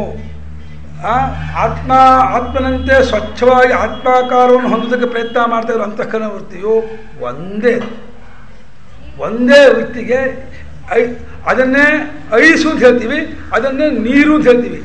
ನೀರು ಎಷ್ಟು ಭಾಗದಲ್ಲಿದೆ, ಐಸು ಎಷ್ಟು ಭಾಗದಲ್ಲಿದೆ? ಪರ್ಯಾಯ ಐಸು ನೀರು ಅಲ್ಲ, ಐಸು ನೀರು ಪರ್ಯಾಯ ಅಲ್ಲ. ಆದರೆ ನೀರಿನಲ್ಲಿ ಐಸ್ ಇಲ್ಲದೆ ಇದೆಯಾ, ಅದು ಐಸಿನಲ್ಲಿ ನೀರಿಲ್ಲದೆ ಇದೆಯಾ? ಅಲ್ಲ, ನೀರು ಐಸ್ ಆಗದೆ ಹೋದ್ರೆ ಬೇರೆ ಮರಳ್ಪಟ್ಟು ಐಸ್ ಮಾಡಬಹುದು, ನೀರು ಬಿಟ್ಟು ಬೇರೆ ತಗೊಂಡು ಐಸ್ ಮಾಡೋಕ್ಕಾಗಲ್ಲ. ನೀರೇ ಐಸ್ ಆಗಿದೆ ಅಂದ್ರೆ ನೀರು ನಾವು ಬೇರೆ ತಗೋತೀವಲ್ಲ, ಅದು ಐಸ್ ಅಂತ ಹೇಳೋದಲ್ಲ ವ್ಯವಹಾರ ಮಾಡೋದು. ನೀರು ಕುಡಿತಾ ಇದ್ದೀವಿ, ಐಸ್ ಕುಡಿತಾ ಇದ್ದೀನಲ್ಲ, ವ್ಯವಹಾರ ಹೇಳ್ತಾ ಇದ್ದೀನಿ. ಹಾಗೆ ಐಸಿನಲ್ಲಿ ನೀರಿಗೆ ಇಲ್ವಾ? ಐಸ್ ನೀರು ಆದ್ರೆ ಬರೀ ನೀರು ಅಂತೀವ? ಹಾಗೆ ಅಂತಃಕರಣ ಪ್ರೇಮ ಪ್ರಧಾನವಾಗಿದೆಯಾ, ಅಂತಃಕರಣ ಜ್ಞಾನ ಪ್ರಧಾನವಾಗಿದೆಯಾ ಅನ್ನೋದು ನಾವು ಪ್ರಪಂಚದ ಕಡೆಯಿಂದ ಕೊಟ್ಟ ಹೆಸರೇ ಹೊರತು ಅಂತಃಕರಣ ಸ್ವರೂಪ, ಆ ಕಾಲದ ಅಂತಃಕರಣ ಸ್ವರೂಪವನ್ನು ಅಬ್ಸರ್ವ್ ಮಾಡಿದರೆ ಅದು ಯಾವ ರೀತಿಯಿಂದ ಬೇಕಾದ್ರೂ ಆತ್ಮಲ್ಲಿ ಒಂದಾಗ್ಬೋದು. ಪ್ರೇಮಾಕಾರವಾದ ಅಂತಃಕರಣ ವೃತ್ತಿಯು ಆತ್ಮಲ್ಲಿ ಮುಳುಗತ್ತೆ, ಜ್ಞಾನಾಕಾರವಾದ ವೃತ್ತಿಯು ಆತ್ಮಲ್ಲಿ ಮುಳುಗತ್ತೆ. ಆತ್ಮನಲ್ಲಿ ಒಂದಾಗೋದಕ್ಕೆ, ಅದು ಟ್ಯಾಲಿ ಹೊಂದೋದಕ್ಕೆ ಈ ಎರಡೂ ಒಂದು ಹಂತ. ಅಲ್ಲಿ ಮುಳುಗಿದ ಮೇಲೆ ಅದನ್ನು ಮತ್ತೆ ವೃತ್ತಿರೂಪನ ಎದ್ಗೋದು ಪರಮಾತ್ಮ ಬರ್ತಾ ಅಲ್ಲ, ಬರುವಾಗ ಬಾಧಿತವಾಗಿ ಬಂದ್ಬಿಡುತ್ತೆ. ಹೋಗುವಾಗ ಸಾಧಕನಾಗಿ ಭಕ್ತರಾಗಿ ಹೋಗ್ತಾನೆ, ಹೋಗಿ ಮುಳುಗಿ ಅನುಭವಿಸಿ ಬರುವಾಗ ತನ್ನ ಪ್ರಮಾತೃತ್ವವನ್ನು, ತನ್ನ ಭಕ್ತತ್ವವನ್ನು, ತಾನು ಭಕ್ತ ಅಂತೂ ಆಗಲ್ಲ, ಇವನು ಪ್ರಮಾತೃತ್ವ ಆಗಲ್ಲ. ಅಲ್ಲಿವರೆಗೆ ಪ್ರಮಾತೃ, ಅಲ್ಲಿವರೆಗೆ ಭಕ್ತ, ಎಲ್ಲಿವರೆಗೆ ಹೋಗಿ ಅಂತಕ್ಕಂಥ ಮುಳುಗಿವರೆಗೆ. ಮುಳುಗಿ ಮತ್ತೆ ಆತ್ಮಸ್ವರೂಪವಾಗಿ ನಾನೇ ಇವಾಗ ನಿದ್ರೆಯಲ್ಲಿದ್ದಾಗ ನಾವು ಇವಾಗ ಇದೆಯೋ ಇಲ್ವಪ್ಪ? ಸುಷುಪ್ತಿ ಕಾಲದಲ್ಲಿ ನಾವು ಯಾವ ರೀತಿ ಇರ್ತೀವೋ ಆ ರೀತಿ ಈಗ ನಾವು ಇದೀವೋ ಇಲ್ವೋ? ಅನುಭವದಲ್ಲಿಲ್ಲ. ನಮ್ಮ ಮತ್ತೆ ಅನುಭವ ಶಬ್ದಕ್ಕೆ ಅರ್ಥ ಆಗಿದೆ ಇಲ್ಲಿಗೆ. ಅನುಭವ ಅಂತಂದ್ರೆ ಏನು? ಇವಾಗ ನನಗಾಗ್ತಿರುವಂಥ ಅಲ್ವೋ ಅನುಭವ. ಮೊನ್ನೆ ಅದ ಮಾಡಿದ್ರೆ ಇದೆಯಾ ಇಲ್ವಾ? ಅನುಭವದಲ್ಲಿ ಅನುಭವ ಇಲ್ವಾ? ಬೆಂಕಿ ಅನುಭವ ಇಲ್ಲ ಅಂದ್ರೆ ಅರ್ಥ, ಬೆಂಕಿ ಬಿಸಿ ಇಲ್ಲ ಅರ್ಥನ ಇದ್ದೇ ಇದೆ. ಮತ್ತೆ ಎಲ್ಲಾ ಕಾಲದಲ್ಲೂ ಇರೋದೇ ಅನುಭವ. ಎಲ್ಲಾ ಕಾಲದಲ್ಲೇ ಇರೋದೇ ಅನುಭವ ಅಂತಂದ್ರೆ ಇಲ್ಲ ಅರ್ಥನ. ಅಲ್ಲ, ಎಲ್ಲಾ ಕಾಲದಲ್ಲಿ ಇರೋದೇ ಅನುಭವ ಅಂದ್ರೆ ಈಗ ಅನುಭವದಲ್ಲಿ ಇಲ್ಲ ಅಂದ್ರೆ ಎಲ್ಲ ಕಾಲದಲ್ಲಿ ಅನುಭವ ಆಗುತ್ತೆ. ಅವಾಗ ಎಲ್ಲ ಕಾಲದಲ್ಲಿ ಇರೋದು ಯಾವುದಾದ್ರು ಅನುಭವ ನಿನ್ನ ಡೆಫಿನೇಷನ್ ಇಟ್ಕೊಂಡ್ಮೇಲೆ ಈಗ ಅನುಭವದಲ್ಲಿ ಇಲ್ಲ ಅಂದ್ರೆ ಎಲ್ಲ ಕಾಲದಲ್ಲಿ ಇರೋದೇ ಅನುಭವ ಅಂತ ಅರ್ಥ ಆಯ್ತು. ಅವಾಗ ಎಲ್ಲ ಅನುಭವ ಡೆಫಿನೇಷನ್ ಏನೋ, ಅದಕ್ಕೆ ಯಾವ ಕಾಲದ ಕಟ್ಟುಪಾಡಿಲ್ಲ, ದೇಶದ ಕಟ್ಟುಪಾಡಿಲ್ಲ, ಅವಸ್ಥೆ ಕಟ್ಟುಪಾಡಿಲ್ಲ, ಏಕರೂಪವಾಗಿ ಯಾವಾಗ ಇರೋದೇ ಅನುಭವ ಅಂತ ಆದಾಗ ಅದು ಈಗಿಲ್ಲ ಆಗಿಲ್ಲ ಅರ್ಥ ಏನು? ಅದಕ್ಕೆ ಬೇಕಾದ್ರೆ ಗುರುತಿಸಿಲ್ಲ ಅಂತ ಅನ್ಬೋದು, ಅನುಭವ ಇಲ್ಲ ಅನ್ಬೇಡ ನೀವು. ನಾನು ಗುರುತಿಸಿಲ್ಲ ಅಂತ ಬೇಕಾದ್ರೆ ವ್ಯವಹಾರಕ್ಕೆ ಹೇಳ್ಕೊ, ವ್ಯವಹಾರಕ್ಕೆ ಅಷ್ಟುಂಟು. ಆದರೆ ಇವ ಸುಷುಪ್ತಿ ಅನುಭವ ಈಗ ಇದೆಯೋ ಇಲ್ವೋ? ಅನುಭವ ಇದೆ. ಸುಷುಪ್ತಿ ಅನುಭವ ಅನ್ನೋದು ಯಾವಾಗಲೂ ಬಿಟ್ಟು ಹೋಗೋದೇ ಇಲ್ಲ. ಸುಷುಪ್ತಿ ಅನುಭವ ಅಂದ್ರೇನೋ ತಾನೇ ತಾನಾಗಿರೋ ರೂಪ. ತಾನೇ ತಾನಾಗಿರೋ ರೂಪ ಇವಾಗ ಇಲ್ವನ? ತಾನಾದ ರೂಪದ ಮೇಲೆ ಎಚ್ಚರ ಆರೋಪ ಇದೆ. ಇವಾಗ ಗುಳ್ಳೆ ಆದಾಗ ನೀರಿಲ್ವನ? ನೊರೆ ಆದಾಗ ನೀರಿಲ್ವನ? ಅಲೆ ಆದಾಗ ನೀರಿಲ್ವನ? ನೀರು ಪ್ಲಸ್ ಗುಳ್ಳೆ, ನೀರು ಪ್ಲಸ್ ಅಲೆ, ನೀರು ಪ್ಲಸ್ ನೊರೆ, ಅದ್ಯಾವುದು ಇದ್ದಾಗ ಬರೀ ನೀರು. ಹಾಗೆ ಸುಷುಪ್ತಿಯಲ್ಲಿ ಬರೀ ನಾನು, ಈಗ ನಾನು ಪ್ಲಸ್ ಪ್ರಭಾತ ಪ್ರಮಾಣ ಪ್ರಮೇಯ. ನಾನು ಪ್ಲಸ್ ನಾಮರೂಪ, ನಾನು ಪ್ಲಸ್ ಪ್ರಪಂಚ. ನಾನು ಬಿಟ್ಟಿಲ್ಲ. ನಾನು ಇವಾಗ ನಾನು ನಿದ್ರೆಯಿಂದ ಬಂದೇನೋ ತಪ್ಪು ಗೊತ್ತಾ? ನಾನು ಮೈಸೂರಿಂದ ಬಂದೇನು ಅರ್ಥ ಏನೋ, ಬೆಂಗಳೂರಿಂದ ಬಂದೇನು ಅರ್ಥ ಏನೋ, ಬೆಂಗಳೂರು ಬಿಟ್ಟು ಬಂದೆ. ಹಾಗೆ ನಿದ್ರೆಯಿಂದ ನಿದ್ದೆ ಬಿಟ್ಟು ಬರೋಕ್ಕಾಗಲ್ಲ. ನಿದ್ರೆ ಮೇಲೆ ಪ್ರಪಂಚ ತೋರುತ್ತೆ. ನಿದ್ದೆ ಕಾನ್ಸ್ಟೆಂಟು. ನಿದ್ದೆಯಲ್ಲೇ ಸುಷುಪ್ತಿಯಲ್ಲಿದ್ದ ಅನುಭವ, ಸುಷುಪ್ತಿಯಲ್ಲಿದ್ದ ಸ್ವರೂಪ, ಸುಷುಪ್ತಿಯಲ್ಲಿದ್ದ ಸ್ವರೂಪ ಅದು ಕಾನ್ಸ್ಟೆಂಟು. ಅದು ಏಕ ಒಂದೇ. ಅದರ ಮೇಲೆ ಎಚ್ಚರ ತೋರುತ್ತೆ, ಅಡಗತ್ತೆ, ಕನಸು ತೋರುತ್ತೆ, ಅಡಗತ್ತೆ. ಅಡಗಿದಾಗ ಅದಕ್ಕೆ ನಿದ್ರೆ ಹೆಸರು ಕೊಟ್ಟಿದ್ದೀವಿ. ನಿಜವಾಗ ನಿದ್ರೆನ ಹೆಸರು ಅಲ್ಲೇ ಹೊಂದಲ್ಲ. ಅದಕ್ಕೆ ಹೆಸರು ಕೊಡಬೇಕಾದ್ರೆ ಜಾತಿ, ದ್ರವ್ಯ, ಗುಣ, ಕ್ರಿಯಾ ಸಂಬಂಧ ಇರಬೇಕು. ಅಲ್ಲಿ ಏನೂ ಇಲ್ಲ. ಸುಷುಪ್ತಿನ ಹೆಸರು ಸುಷುಪ್ತಿಯಿಂದ ಕೊಟ್ಟ ಹೆಸರಲ್ಲ, ಇಲ್ಲಿಂದ ಆರೋಪ ಮಾಡಿದ್ದು. ಸುಷುಪ್ತಿಯಿಂದ ಒಂದು ವಿಶೇಷ ಅನುಭವ ಇದೆಯಾ? ಸುಷುಪ್ತಿಯಿಂದ ವಿಶೇಷ ಅನುಭವ ಸುಷುಪ್ತಿ ಅಲ್ಲ. ಈಗ ಸುಷುಪ್ತಿ ಅನುಭವ ಇಲ್ಲ ಅಂದರೆ ಇವನು ಹೇಳಲ್ಲ, ಅದಲ್ಲ. ಇವು ಎಚ್ಚರ ನಾವು ಇದನ್ನು ಕಲಿತಾ ಇರುವಾಗ ಸುಷುಪ್ತಿ ಅನ್ನೋದು ನಮಗೆ ಆದ ಇದು ತಪ್ಪು ಭ್ರಾಂತಿ ಇದೆ. ಅದು ಸುಷುಪ್ತಿ ಸ್ವರೂಪ ಈಗಲೂ ಹೋಗಿಲ್ಲ. ಅಚ್ಚಳಿಯದೆ ಸುಷುಪ್ತಿ ಸ್ವರೂಪದ ಮೇಲೆ ಎಚ್ಚರ ತೋರಿದೆ, ಕನಸು ತೋರಿದೆ. ಅಂದರೆ ಆತ್ಮನು ಯಾವಾಗಲೂ ಏಕರೂಪನಾಗೇ ಇದ್ದಾನೆ. ಏಕರೂಪನಾದ ಆತ್ಮ ಮೇಲೆ ಒಂದು ದರ್ಶನ, ಸ್ಥೂಲವಾದ ದರ್ಶನ ವೃತ್ತಿಗೆ ಎಚ್ಚಾದ ಹೆಸರು ಕೊಡ್ತಾನೆ, ಸೂಕ್ಷ್ಮವಾದ ದರ್ಶನ ವೃತ್ತಿಗೆ ಕನಸು ಹೆಸರು ಕೊಡ್ತಾನೆ. ಆ ಸ್ಥೂಲ ಸೂಕ್ಷ್ಮವೂ ಕೂಡ ಇನ್ನೊಂದು ಕಡೆ ಹೋದಾಗ, ಕನಸಿನಲ್ಲಿದ್ದಾಗ ಸೂಕ್ಷ್ಮ ಅಂತ ಅನಿಸಲ್ಲ, ಕನಸಲ್ಲಿದ್ದಾಗೂ ಸ್ಥೂಲ ಅಂತ ಅನಿಸುತ್ತೆ. ಇವಾಗ ನಾವೆಲ್ಲ ಇಲ್ಲಿ ಕೂತಿರೋದು ಎಚ್ಚರದಲ್ಲೋ ಕನಸಿನಲ್ಲೋ ಉತ್ತರ ಕೊಡೋಕ್ಕಾಗಲ್ಲ. ಈಗ ಎಚ್ಚರದಲ್ಲಿ ನಾವು ಹೊಂದ್ಕೊಂಡಿದ್ದೀವಿ. ಯಾಕೆ ಎಚ್ಚರ? ಇದ್ಯಾಕೆ ಕನಸಾಗಿರಬಾರ್ದು? ಕನಸಿನಲ್ಲೇ ಈ ರೀತಿ ನಾನು ಮತ್ತೆ ಪ್ರಶ್ನೆ ಮಾಡ್ತಾ ಇದ್ದೀನಿ. ಕನಸಿನ ಆ ಥರ ನಿಮ್ಗೆ ಕನಸು ಬಂತು ತಿಳ್ಕೊಳ್ಳಿ. ನಾನು ಹೀಗೆ ನಿಮ್ಗೆ ಪ್ರಶ್ನೆ ಮಾಡ್ತಿರುವಾಗೆ, ನೀವು ನಾನು ಕೇಳ್ತಾ ಇರುವಾಗೆ ನಿಮಗೆ ಕನಸು ಬಂದರೆ ಅಲ್ಲೂ ಹೀಗೆ ನೀವು ಅಂತೀರಾ. ಇದು ಎಚ್ಚರ ಅಂತ ವಾದ ಮಾಡ್ತೀರಾ. ಅಂದರೆ ನಿಜವಾಗಿ ಎಚ್ಚರ ನಮ್ಗೆ ಆಗಿಯೇ ಇಲ್ಲ. ನಿಜವಾದ ಎಚ್ಚರ ಯಾವುದೋ? ಎಚ್ಚರ ಕನಸು ನಿದ್ರೆ ಇಲ್ಲ ಅನ್ನೋದೇ ಎಚ್ಚರ. ಹಾಗೆ ಕನಸು ಅಂದರೆ ಏನೋ? ಎಚ್ಚರ ಕನಸು ನಿದ್ರೆ ನನಗೆ ಆಗುತ್ತೆ ಅನ್ನೋದೇ ಕನಸು. ಕನಸು ಅಂದರೆ ಎಚ್ಚರ ಕನಸು ನಿದ್ರೆ ನನಗಾಗತ್ತೆ ಅನ್ನೋದಿಲ್ಲ, ಮೂರು ಕನಸೇ. ಕನಸು ಅಂದ್ರೇನೋ? ಇರೋದನ್ನು ಇನ್ನೊಂದಾಗಿ ತಪ್ಪಾಗಿ ನೋಡೋದು. ಇರುವ ಪರಮಾರ್ಥವನ್ನು ಎಚ್ಚರ ನೋಡ್ತೀರಾ, ಇರುವ ಸ್ವರೂಪವನ್ನು ಎಚ್ಚರ ನೋಡ್ತೀರಾ, ಇರೋ ಸ್ವರೂಪವನ್ನು ಕನಸು ನೋಡ್ತೀರಾ, ಇರೋ ಸ್ವರೂಪವನ್ನು ನಿದ್ರೆ ಅಂತ ಹೇಳ್ತಿದ್ದೀರಾ. ನಿಜವಾಗಿ ಆ ಒಂದು ವಿಶೇಷ ಅನುಭವಕ್ಕೆ ಇಲ್ಲವೇ ಇಲ್ಲ. ಅದಕ್ಕೆ ತ್ರಯವಸ್ಥಾರಹಿತಂ ಮೂಢೈ ಅವಸ್ಥಮಿತಿ ಕಲ್ಪಿತಂ. ವ್ಯವಸ್ಥಮಿತಿ ಕಲ್ಪಿತಂ. ಅವಸ್ಥಾರಹಿತವಾದಂತಹ ಪರಮಾರ್ಥ ಸ್ವರೂಪವನ್ನು ಮೂರು ಅವಸ್ಥಾ ಅಂತ ಕಲ್ಪಿಸಿದ್ದಾರೆ. ಆಸ್ತಾಂ ಪುರಸ್ತಾತ್ ತತ್ತೇಜ ಮೂಲ ವಿದ್ಯಾ ನಿರಾಸಕೃತ. ಸ್ವಾಮಿ ಶ್ಲೋಕ ಇದು. ಏನಾಯಿತು ಅಂದರೆ, ನಿಜವಾಗಿ ಭಕ್ತಿಯಾಗಲಿ ಜ್ಞಾನವಾಗಲಿ ಗೌಣವಾಗಿದ್ದಾಗ ಎರಡು ಸಾಧನವೇ. ಯಾವ ಭಕ್ತಿ ಆತ್ಮನಲ್ಲಿ ಮುಳುಗುವುದಕ್ಕೆ ಸಿದ್ಧವಾಗಿರುವಂತಹ ಸ್ಥಿತಿಯನ್ನು ಹೊಂದಿರುತ್ತದೆಯೋ ಪ್ರೇಮಾಕಾರ ವೃತ್ತಿ, ಯಾವ ಜ್ಞಾನಾಕಾರ ವೃತ್ತಿ ಆತ್ಮರೂಪವನ್ನು ಪಡೆಯುವುದಕ್ಕೆ ತಯಾರಾಗಿರುತ್ತದೆಯೋ ಅದಕ್ಕೆ ಈ ಕಡೆಯಿಂದ ಕೊಟ್ಟ ಹೆಸರೇ ಹೊರತು ಸ್ವರೂಪದಿಂದ ಒಂದೇ. ಅದೇ ವೃತ್ತಿಯನ್ನು ಜ್ಞಾನಾಕಾರ ಅಂತ ಕರಿಬೋದು, ಅದೇ ವೃತ್ತಿಯನ್ನು ಪ್ರೇಮಾಕಾರ ಅಂತ ಕರಿಬೋದು. ಯಾಕೆಂದರೆ ಅದೇ ಆತ್ಮನ ಒಳಗೆ ಮ್ಯಾಚ್ ಆಗುತ್ತೆ. ಬೇರೆ ವೃತ್ತಿಯನ್ನು ಆತ್ಮ ಮ್ಯಾಚ್ ಮಾಡ್ಕೊಳ್ಳಲ್ಲ. ತಾತ್ಕಾಲಿಕವಾಗಿ ಅದರ ಆಯಾಸ ಪರಿಹಾರಕ್ಕೋಸ್ಕರ ನಿದ್ರಾಕಾಲದ ಸುಷುಪ್ತಿ ಕಾಲದಲ್ಲಿ ಎಲ್ಲರನ್ನೂ ಎಳ್ಕೊಂಡವನಂತೆ ಮಾಡಿರ್ತಾನೆ. ಮತ್ತೆ ಅದೇ ವಾಸನೆಯನ್ನು ಮತ್ತೆ ಕಳಿಸ್ಬಿಡ್ತಾನೆ. ಪ್ರತಿಯೊಬ್ಬರೂ ಸುಷುಪ್ತಿ ಕಾಲದಲ್ಲಿ ನಾವೆಲ್ಲ ಪರಮಾತ್ಮ ಸ್ವರೂಪದವರೇ ಆಗುವುದಾದರೂ ಮತ್ತೆ ಎಚ್ಚೆತ್ತುಕೊಳ್ಳೇನೆ ನಾನು ಹನುಮಂತರಾವು, ನಾನು ಪೂರ್ಣಚಂದ್ರರಾವು, ನಾನು ಕೃಷ್ಣ, ನಾನು ಭಾರ್ಗವ, ನಾನು ಚಂದ್ರನ್ ಯಾಕೆ ಬರ್ತೀವಿ? ನಾವು ಆ ವೃತ್ತಿ ಹಿಡ್ಕೊಂಡೆ ಆ ವಾಸನೆ ಹಿಡ್ಕೊಂಡೇ ಹೋಗಿರ್ತೀವಿ, ಆ ವಾಸನೆ ಹಿಡ್ಕೊಂಡೇ ಬರ್ತೀವಿ.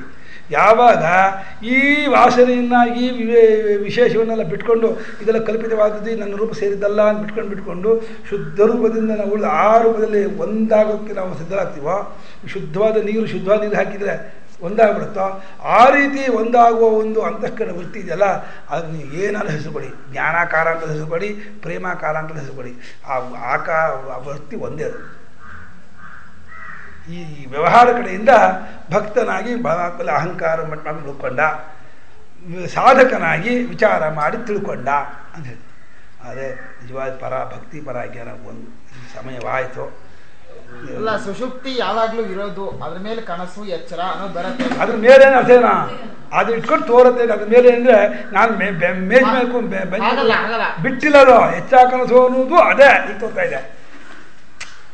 ನಾನು ಮಂಚದ ಮೇಲೆ ನಾನು ಕೂತಿದ್ದೀನಿ ಇನ್ನು ಹಾಗೇನೆ ಸುಷುಪ್ತಿ ಅನ್ನಂಥ ಒಂದು ನಿರ್ವಿಶೇಷವಾದ ಅನುಭವ ಸುವಿಶೇಷವಾದ ಪ್ರಪಂಚಕ್ಕೆ ಆಧಾರ ಆಗಿದೆ. ಅದೆಲ್ಲೂ ಇರುತ್ತೆ, ಅದೆಲ್ಲೂ ಇಲ್ಲ. ಸುಷುಪ್ತಿ ಕಾಲದಲ್ಲೆಲ್ಲೋ ಕೂತ್ಕೊಂಡಿರುತ್ತೆ. ಮರ ಬೆಳೆಯೋಕ್ಕೆ ಮುಂಚೆ ಹಕ್ಕಿಗಳೆಲ್ಲೋ ಇರುತ್ತೆ, ಮರ ಬೆಳೆದ ಮೇಲೆ ಹಕ್ಕಿಗಳು ಬಂದು ಕೂರುತ್ತೆ ಅನ್ನೋ ಹಾಗೇನೆ ಹೆಚ್ಚಾಕರ್ಷಣೆ ಪ್ರಪಂಚ ಬೇರೆ ಎಲ್ಲೋ ಇರುತ್ತೆ. ಸುಷುಪ್ತಿ ಬಂದ್ಕೊಳ್ಳೇನೆ ಅದನ್ನ ಬಂದು ಕೂತ್ಕೋತಿದ್ದ ಅರ್ಥ ಅಲ್ಲ, ಅದೇ ಎಚ್ಚರಾಗಿ ತೋರುತ್ತೆ. ಅದನ್ನೇ ಅದು ಪ್ಲಸ್ ಎಚ್ಚರ, ಅದು ಪ್ಲಸ್ ಕನಸು, ಅದು ಅದೇ. ನೀರೇ ಮತ್ತೆ ನೀರು ಪ್ಲಸ್ ನೊರೆ, ನೀರು ಪ್ಲಸ್ ಗುಳ್ಳೆ, ನೀರು ಪ್ಲಸ್ ಅಲೆ. ಅವಸ್ಥಾ ತ್ರಯ ಹೇಳಬೇಕು. ಅದು ತ್ರಯ ತಪ್ಪದು. ಈಗ ಒಂದೇ ಕಾಲದಲ್ಲಿ ಒಂದೇ ದೇಶದಲ್ಲಿ ಒಂದೇ ಇದರ ಕಾಲದಲ್ಲಿ ಮೂರು ಬೇಕು, ಒಂದಿದ್ದಾಗ ಎರಡು ಇರೋದೇ ಇಲ್ಲ, ಮೂರು ಅಲ್ಲೇ ಅಲ್ಲದ. ಮೂರು ತಪ್ಪೇ ಅದು. ಮೂರು ಕಂಬ ಅಂತ ಹೇಳ್ಬೋದು. ಯಾಕೆ ಒಂದೇ ಕಾಲದಲ್ಲಿ ಈ 11 ಗಂಟೆ 10 ನಿಮಿಷದಲ್ಲಿ ಅದೊಂದು 3 ಕಂಬ, ಈ ಒಂದು ಕಾರ್ಯಾಲಯದಲ್ಲಿ 3 ಅಂತ. ಒಂದಿದ್ದಾಗ ಇನ್ನು ಎರಡು ಇರೋದೇ ಇಲ್ಲ. ಎಚ್ಚರ ಐತೆ, ಕನಸು ಇಲ್ಲ, ಸುಷುಪ್ತಿ ಇಲ್ಲ. ಸುಷುಪ್ತಿಂತಹ 83 ಸೂತ್ರ, ಇದು 84 ಅಂತಾನೆ. 83 ಸೂತ್ರ ಒಂದೇ ಒಂದನ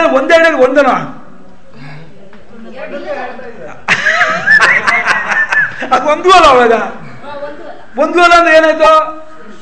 ಹಾ ಮತ್ತೆ ಅಲ್ಲಲ್ಲ, ಒಂದು ಎರಡು ಅನ್ನೋದು ಇಲ್ಲದಂತ ಎರಡು ಇಲ್ಲ, ಒಂದಿರುತ್ತೆ. ಹಾಗೆ ಎರಡು ಇಲ್ವಲ್ಲ ಸರಿಯಪ್ಪ. ಯಾವಾಗಲೂ ಎಲ್ಲೂ ಇದೆ ಅಂದಾಗ ಇಲ್ಲ ಅಂತ ಹೇಳ್ಬೇಕು. ಇಲ್ಲ ಅಂತಲ್ಲ ಹೇಳ್ತಾರೆ. ಎರಡು ಒಂದು ಇದೆಯಾ? ಎರಡು ಇಲ್ಲ ಒಂದು ಅಂದ್ರೆ ಎರಡು ಇಲ್ಲ ಅನ್ನೋದೇ ಇಲ್ಲದೆ ಇದ್ದಾಗ ಅದು ಇಲ್ಲದೆ ಒಂದು ಅಂತ ಬರುತ್ತೆ. ಎರಡು ಯಾವಾಗ ಇಲ್ಲದೆ ಇರೋದು, ಎರಡು ಒಂದು ಬರುತ್ತಲ್ಲ. ಎರಡು ಒಂದು ಅನ್ನೋದೆಲ್ಲ ಏನು ಇಲ್ಲ ಇಲ್ಲ. ಎಲ್ಲ ಎಚ್ಚರದಲ್ಲಿ ಒಂದು ಕಾಲದಲ್ಲಿ ಉಚ್ಚಾರ ಮಾಡಿದ 3 ಪದ. ಅದು ಎಚ್ಚರ ಕನಸು ನಿದ್ದೆ 3 ಪದವೇ ಹೊರತು, ಅದು ಎಚ್ಚರದಲ್ಲಿ ಮೂರು ಶಬ್ದಗಳೇ ಹೊರತು, ಅದು 3 ಅವಸ್ಥೆ ಅಲ್ಲ, 3 ಅಲ್ಲ. ಅದು ಹೀಗೆ ಒಂದು ಪಕ್ಕದ ಒಂದು ಇಲ್ಲಿವರೆಗೆ ಎಚ್ಚರ, ಇಲ್ಲಿವರೆಗೆ ಕನಸು, ಇಲ್ಲಿವರೆಗೆ ಹಾಗೆ ನೀಡೋಕ್ಕಾಗಲ್ಲ. ಅದನ್ನು ಅದೆಲ್ಲ ಅಷ್ಟು ಬುದ್ಧಿಯಲ್ಲಿ ಮಾಡ್ಕೊಳ್ಳೋ ಕಲ್ಪನೆ ತೂರಿಗೆ ಅಷ್ಟು. ತುಂಬ ಜನಕ್ಕೆ ಇದು ಅರ್ಥ ಏನೋ ಹೇಳ್ತಾರಪ್ಪ, ಇದು ನಮ್ಮ ಬುದ್ಧಿಯನ್ನು ಕನ್ಫ್ಯೂಸ್ ಮಾಡ್ತಾರೆ. ಇವರೇನೋ ವೇದಾಂತ ಬಿಟ್ಟು ಇದು ಮಾಡ್ಬಿಡ್ತಾರೆ. ಇವಾಗ ಇದು ವೇದಾಂತ ಶಾಸ್ತ್ರದ ಕೊನೆಗಾಣ್ತ, ಭಕ್ತಿಶಾಸ್ತ್ರದ ಕೊನೆಗಾಣ್ತ. ಈ ಶಾಸ್ತ್ರ ವೇದಾಂತ ಭಕ್ತಿ ಬೇರೆ ನಿಂತ್ಕೊಂಡ್ರೆ ಅಲ್ಲ, ಜ್ಞಾನ ವಿಚಾರದ ಕೊನೆಗಾಣ್ತ. ಇವಾಗ ಇದರ ವಿಚಾರ ಮಾಡಿದ್ವಿ ನಾವು. ಜ್ಞಾನ ವಿಚಾರದ ಕೊನೆಗಾಣ್ತ, ಭಕ್ತಿ ವಿಚಾರದ ಕೊನೆಗಾಣ್ತ. ಜ್ಞಾನ ಭಕ್ತಿ ಬೇರೆ ಅಲ್ಲದೆ ಇರೋದನ್ನ ಎಲ್ಕೊಂಡು ಎರಡು ಶಬ್ದದಿಂದ ಕೊನೆಗಾಣ್ತ ಇರೋದು, ಎರಡು ಅಲ್ಲೇ ಇಲ್ಲ. ಅದು ಎರಡು ಇಲ್ಲಿಂದ ಕೊಡೋ ಅಷ್ಟೇ. ಹಾ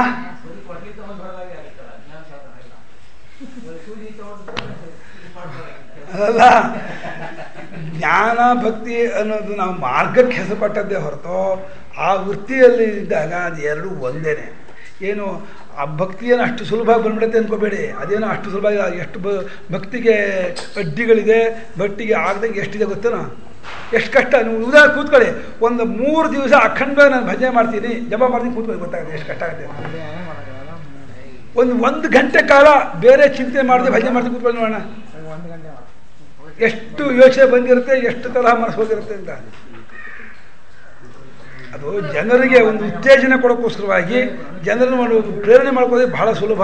ಪ್ರೇಮ ತುಂಬ್ಕೊಂಡ್ಬಿಟ್ರೆ ಆಯಿತು. ನಿಮ್ಮ ಪ್ರೇಮ ಇದ್ದೇ ಇರುತ್ತೆ, ಪ್ರೇಮ ಇಲ್ಲದೇ ಇರೋ ವ್ಯಕ್ತಿ ಇಲ್ಲ. ಅದೆಲ್ಲ ಪ್ರೇಮ ಹಾಕಿ ನಾವು ಹೇಳೋದು ಅಷ್ಟು ಕೂಡ ಇದೊಂದು ಇದಕ್ಕೆ ಪ್ರೇರಣೆ ಆಗಲಿ, ಉತ್ತೇಜನ ಆಗಲಿ ಹೊರತು ಇದು ಹಾಗೆ ಏನು ಮಾಡದೆ ಹೋದ್ರು ಆಗ್ಬಿಡುತ್ತೆ ಅನ್ನೋಕ್ಕೋಸ್ಕರ ಅಲ್ಲ. ಇದರಲ್ಲೂ ಪ್ರಯತ್ನ ಇದ್ದೇ ಇದೆ, ಸಾಧನೆ ಇದ್ದೇ ಇದೆ, ಮಾಡಲೇಬೇಕು. ಇದಕ್ಕೆ ಮಾರಕವಾಗಿರೋದನ್ನು ಬಿಡಬೇಕು. ಹೇಳ್ದ ಅಹಿಂಸಾ, ಸತ್ಯ, ಶೌಚಾದಿಗಳನ್ನು ಪಾಲನೆ ಮಾಡಬೇಕು. ನಾಸ್ತಿಕ ಧನಾದಿ ವಿಚಾರವನ್ನೆಲ್ಲ ಬಿಡಬೇಕು. ಸಂಗತ್ಯಾಗ, ವಿಷತ್ಯಾಗ ಮಾಡಬೇಕು.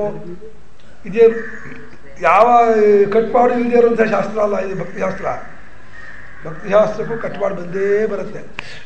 ಯಾತಕ್ಕೆ ಅದನ್ನು ಬಹಳ ಸುಲಭ ಇದೆ ಅಂತ ಹೇಳೋದು ಅಂದರೆ, ಹೇಗಾದರೂ ಮಾಡಿ ಜನರಿಗೆ ನೀವು ಮುಂಚೆನೇ ಒಂದು ಗುಡ್ಡ ಅಂತ ಹಾಕಿಬಿಟ್ರೆ, ಸ್ವಾಮಿ ಗುಡ್ಡಕ್ಕೆ ನಮಸ್ಕಾರ ಮಾಡ್ತೀನಿ, ಅದಕ್ಕೆ ಬರಲ್ಲ ಅಂತಿದ್ದಾರೆ. ಏನಿಲ್ಲ, ಹತ್ತಿ ಜಿಲೇಬಿ ಪಾಕ. ಅದು ಸುಳ್ಳು ಅಲ್ಲ. ಏನು ಸುಳ್ಳು ಅಲ್ಲ ಅಂತೀರಿ, ಕಷ್ಟ ಅಂತೂ ಹೇಳ್ತೀರಿ, ಸುಲಭ ಅಂತ ಹೇಳ್ತೀರಿ. ಎಷ್ಟು ಅಂದರೆ ಅವರವರ ಮಟ್ಟಕ್ಕಷ್ಟೇ, ಅವರ ಸಾಧಕರ ಇದ ಮೇಲೆ ಇದಾಗುತ್ತೆ. ಎಲ್ಲರಿಗೂ ಒಂದೇ ಅಲ್ಲ, ಒಬ್ಬೊಬ್ಬರಿಗೆ ಒಂದೊಂದು ಹಂತ. ಅದು ಅವರವರ ಹೃದಯವನ್ನು ಅವರವರೇ ಪರೀಕ್ಷೆ ಮಾಡ್ಕೋಬೇಕು. ನಾನು ಎಷ್ಟರ ಮಟ್ಟಿಗೆ ಭಗವದ್ಭಕ್ತಿಗೆ ಒಲಿತಾ ಇದ್ದೀನಿ, ನನಗೆ ಎಷ್ಟರ ಮಟ್ಟಿಗೆ ಅದರ ಬಗ್ಗೆ ಆಸಕ್ತಿ ಉಂಟಾಗ್ತಾ ಇದೆ, ನಿಮಗೆ ರೋಮಾಂಚನವಾಗುತ್ತಾ, ಅಶ್ರುಪಾತವಾಗುತ್ತಾ, ಒಂದು ಔತ್ಕಂಠೆ ಉಂಟಾಗುತ್ತಾ, ತವತಾಗತೆ ಉಂಟಾಗುತ್ತಾ, ಅಯ್ಯೋ ಕಾಣಲಿಲ್ಲ ಅಂತ ಆರ್ತತೆ ಆಗ್ತಾ ಇದೆಯಾ ಅಂತ ನಾವು ಪರೀಕ್ಷೆ ಮಾಡಿಕೊಂಡು ಅದನ್ನು ಅಭಿವ್ಯಕ್ತಿ ಪಡಿಸೋದಕ್ಕೆ ಪ್ರಯತ್ನ ಮಾಡ್ತಾ ಇದ್ದೀವಿ. ಹೇಳಿಮ್ಮ. ವಿಚಾರ ಮಾರ್ಗದಲ್ಲಿ ಹೋಗ್ಬೇಕಾದ್ರೆ ಒಂದು ಸರ್ಕಲ್ ಲೆವೆಲ್ ಬಂತು ಅಂತಂದ್ರೆ ಒಂಥರ ಕಾಠಿಣ್ಯತೆ ಬರುತ್ತೆ. ಯಾಕೆ ಅಲ್ಲಿಗೆ ಏನಾಗ್ತದೆ, ಬುದ್ಧಿಶಕ್ತಿ ಕುಂಠಿತವಾಗೋದು ಉಂಟು. ವಿಚಾರ ಮಾರ್ಗದಲ್ಲಿ ವಿಚಾರ ಬೆಳೆದೇ ಇದ್ದಾಗ, ಆ ಸೂಕ್ಷ್ಮತೆ ಅರ್ಥವಾಗದೇ ಇದ್ದಾಗ, ಯಾಕೆಂದರೆ ಗಣಿತಶಾಸ್ತ್ರ ಕೆಲವು ಸಣ್ಣ ಸಣ್ಣ ಗಣಿತವನ್ನು ಬೇಗ ಮಾಡಿಬಿಡ್ತೀವಿ. ಸ್ವಲ್ಪ ಕ್ಲಿಷ್ಟವಾದ ಗಣಿತ ಕೊಟ್ಕೊಳ್ಳೇ ಬುದ್ಧಿ ಓಡೋದಿಲ್ಲ. ಯಾಕೆಂದರೆ ಪ್ರತಿಯೊಂದು ಬುದ್ಧಿಗೂ ಒಂದು ಲಿಮಿಟ್ ಸಾಮರ್ಥ್ಯ ಇರುತ್ತೆ, ಒಂದು ಪರಿಮಿತಿಯಾದ ಸಾಮರ್ಥ್ಯ. ಆ ಸಾಮರ್ಥ್ಯಕ್ಕೆ ಮೀರಿದ್ದಾಗ ಕೂಡಲೇ ಸ್ವಲ್ಪ ಅಲ್ಲಿ ಗೊಂದಲ ಪಡುತ್ತೆ, ಒದ್ದಾಡುತ್ತೆ. ಅದೇ ವಿಚಾರ ಮಾರ್ಗದಲ್ಲೂ ಎಷ್ಟೋ ವಿಚಾರದವರೆಗೆ ಓಡುತ್ತೆ, ಅಲ್ಲಿ ಮುಂದಕ್ಕೆ ಹರಿಯೋದಿಲ್ಲ. ಅಲ್ಲಿ ಇವನ ಪ್ರಯತ್ನ ಏನೂ ಇಲ್ಲ. ಅಂದರೆ ಮತ್ತೆ ಪ್ರಯತ್ನ ಮಾಡ್ಬೋದು, ಗೊತ್ತಾಗೋದಕ್ಕೆ ಪ್ರಯತ್ನ ಇಲ್ಲ, ಮಾಡ್ಕೊಳ್ಳೋಕೆ ಪ್ರಯತ್ನ ಮಾಡ್ಬೋದು. ಗೊತ್ತಾಗೋದು ಅನ್ನೋದು ಒಂದು ರೀತಿ ದೈವಾದ ಗೊತ್ತಾಗುತ್ತೆ. ಅದು ಅಂದರೆ ಗೊತ್ತಾದ್ಮೇಲೆ ಆ ದೈವ ಗೊತ್ತಾಯ್ತು ಅಂತ ಹೇಳೋದು. ದೈವ ಗೊತ್ತಾಗುತ್ತೆ ಅಂದರೆ ಸುಮ್ಮನೆ ಇದ್ಬಿಡಿ ಗೊತ್ತಾಗುತ್ತೆ ಅಂತ ಅರ್ಥ ಅಲ್ಲ. ಯಾವಾಗ ಗೊತ್ತಾಗುತ್ತೆ, ಹೇಗೆ ಗೊತ್ತಾಗುತ್ತೆ ಹೇಳೋಕ್ಕಲ್ಲ, ಪ್ರಯತ್ನ ಮಾಡ್ತಾ ಇರಬೇಕು, ಗೊತ್ತಾಗುತ್ತೆ. ನಮ್ಮ ಅನುಭವದಲ್ಲೇ ಇದೆ. ಕೆಲವು ವಿಚಾರ ನಮಗೆ ಪ್ರಯತ್ನ ಎಷ್ಟು ಯೋಚನೆ ಮಾಡೋದು ಗೊತ್ತಾಗ್ತಾ ಇರಲ್ಲ. ಇನ್ನೊಂದು ಸಲ ನೀವು ವಾಕಿಂಗ್ ಮಾಡ್ತಿರ್ಬೇಕಾದ್ರೆ, ಅಥವಾ ಇನ್ನೇನೋ ಒಂದು ಹೂ ಕೊಯ್ತಿರ್ಬೇಕಾದ್ರೆ, ಅಥವಾ ಇನ್ನೆಲ್ಲೋ ಪ್ರಯಾಣ ಮಾಡ್ತಿರ್ಬೇಕು, ಟಕ್ಕನ್ನು ಹೊಡೆದ್ಬಿಡುತ್ತೆ. ಹೀಗೆ ಅವತ್ತು ಯಾಕೆ ಗೊತ್ತಾಗಲಿಲ್ಲ, ಈ ವಿಷಯ ಗೊತ್ತಾಗ್ಬಿಡ್ತಲ್ಲ ಅಂಥೇಳಿ ನಿಮಗೆ ಇದ್ದಕ್ಕಿದ್ದಾಗ ಹೊಡೆದ್ಬಿಡುತ್ತೆ. ಅದು ಕೆಲವು ವಿಷಯ ಹೊಳೆಯುತ್ತೆ. ಅವಾಗ ಯಾಕೆ ಹೊಳೆಯಿತು, ಆ ಪ್ರಯತ್ನ ಮಾಡಿದಾಗ ಯಾಕೆ ಗೊತ್ತಾಗಲಿಲ್ಲ ಅಂತ ಕೇಳಿದ್ರೆ ಅದಕ್ಕೇನು ಉತ್ತರ ಕೊಡ್ತೀರಾ? ಅದು ಯಾವುದೋ ಒಂದು ಪಕ್ವತೆಯನ್ನು, ಒಂದು ಸ್ಥಿತಿಯನ್ನು ಕಾಯ್ತಾ ಇರುತ್ತೆ. ಆ ಸ್ಥಿತಿ ಬಂದಾಗ ಹೊಳೆಯುತ್ತೆ ಅನಿಸುತ್ತೆ. ಜ್ಞಾನ ಮಾರ್ಗ ಡ್ರೈ ಅನಿಸುತ್ತೆ, ಒಂಥರ ಬೋರ್ ಅನಿಸುತ್ತೆ. ಅಂದರೆ ಅದು ಯಾವಾಗ ಅನಿಸೋಕ್ಕೆ ಕಾರಣ ಇಲ್ಲ, ಹಾಗೆ ಅನಿಸ್ಬಾರ್ದು. ಯಾಕೆಂದರೆ ಅಲ್ಲಿ ಪ್ರೇಮ ಸಹಿತವಾದಂಥ ವಿಚಾರವೇ ಅದು.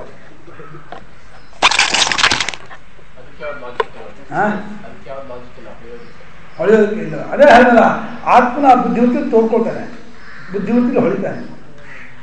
ಎಲ್ಲ ಅರಿವು ಆತ್ಮನ ಅರಿವೆ. ಹೇಗೆ ಯಾವ ಭಕ್ಷ್ಯದಲ್ಲಿದ್ದ ಸಿಹಿಯಾದ ಸಕ್ಕರೆದೇನೆಯೋ, ಎಲ್ಲ ಬುದ್ಧಿವೃತ್ತಿಯ ಜ್ಞಾನ ಆತ್ಮನ ಜ್ಞಾನ. ಇನ್ನೊಂದು ಜ್ಞಾನ ಇಲ್ಲವೇ ಇಲ್ಲ. ಇಂದ್ರಿಯಕ್ಕೂ ಜ್ಞಾನ ಇಲ್ಲ, ಮನಸ್ಸಿಗೂ ಇಲ್ಲ, ದೇಹಕ್ಕೂ ಇಲ್ಲ, ವಿಷಯಕ್ಕೂ ಇಲ್ಲ. ಅರಿವು ಅನ್ನೋದು ಆತ್ಮ ಸ್ವರೂಪಕ್ಕೆ ಹೆಸರು.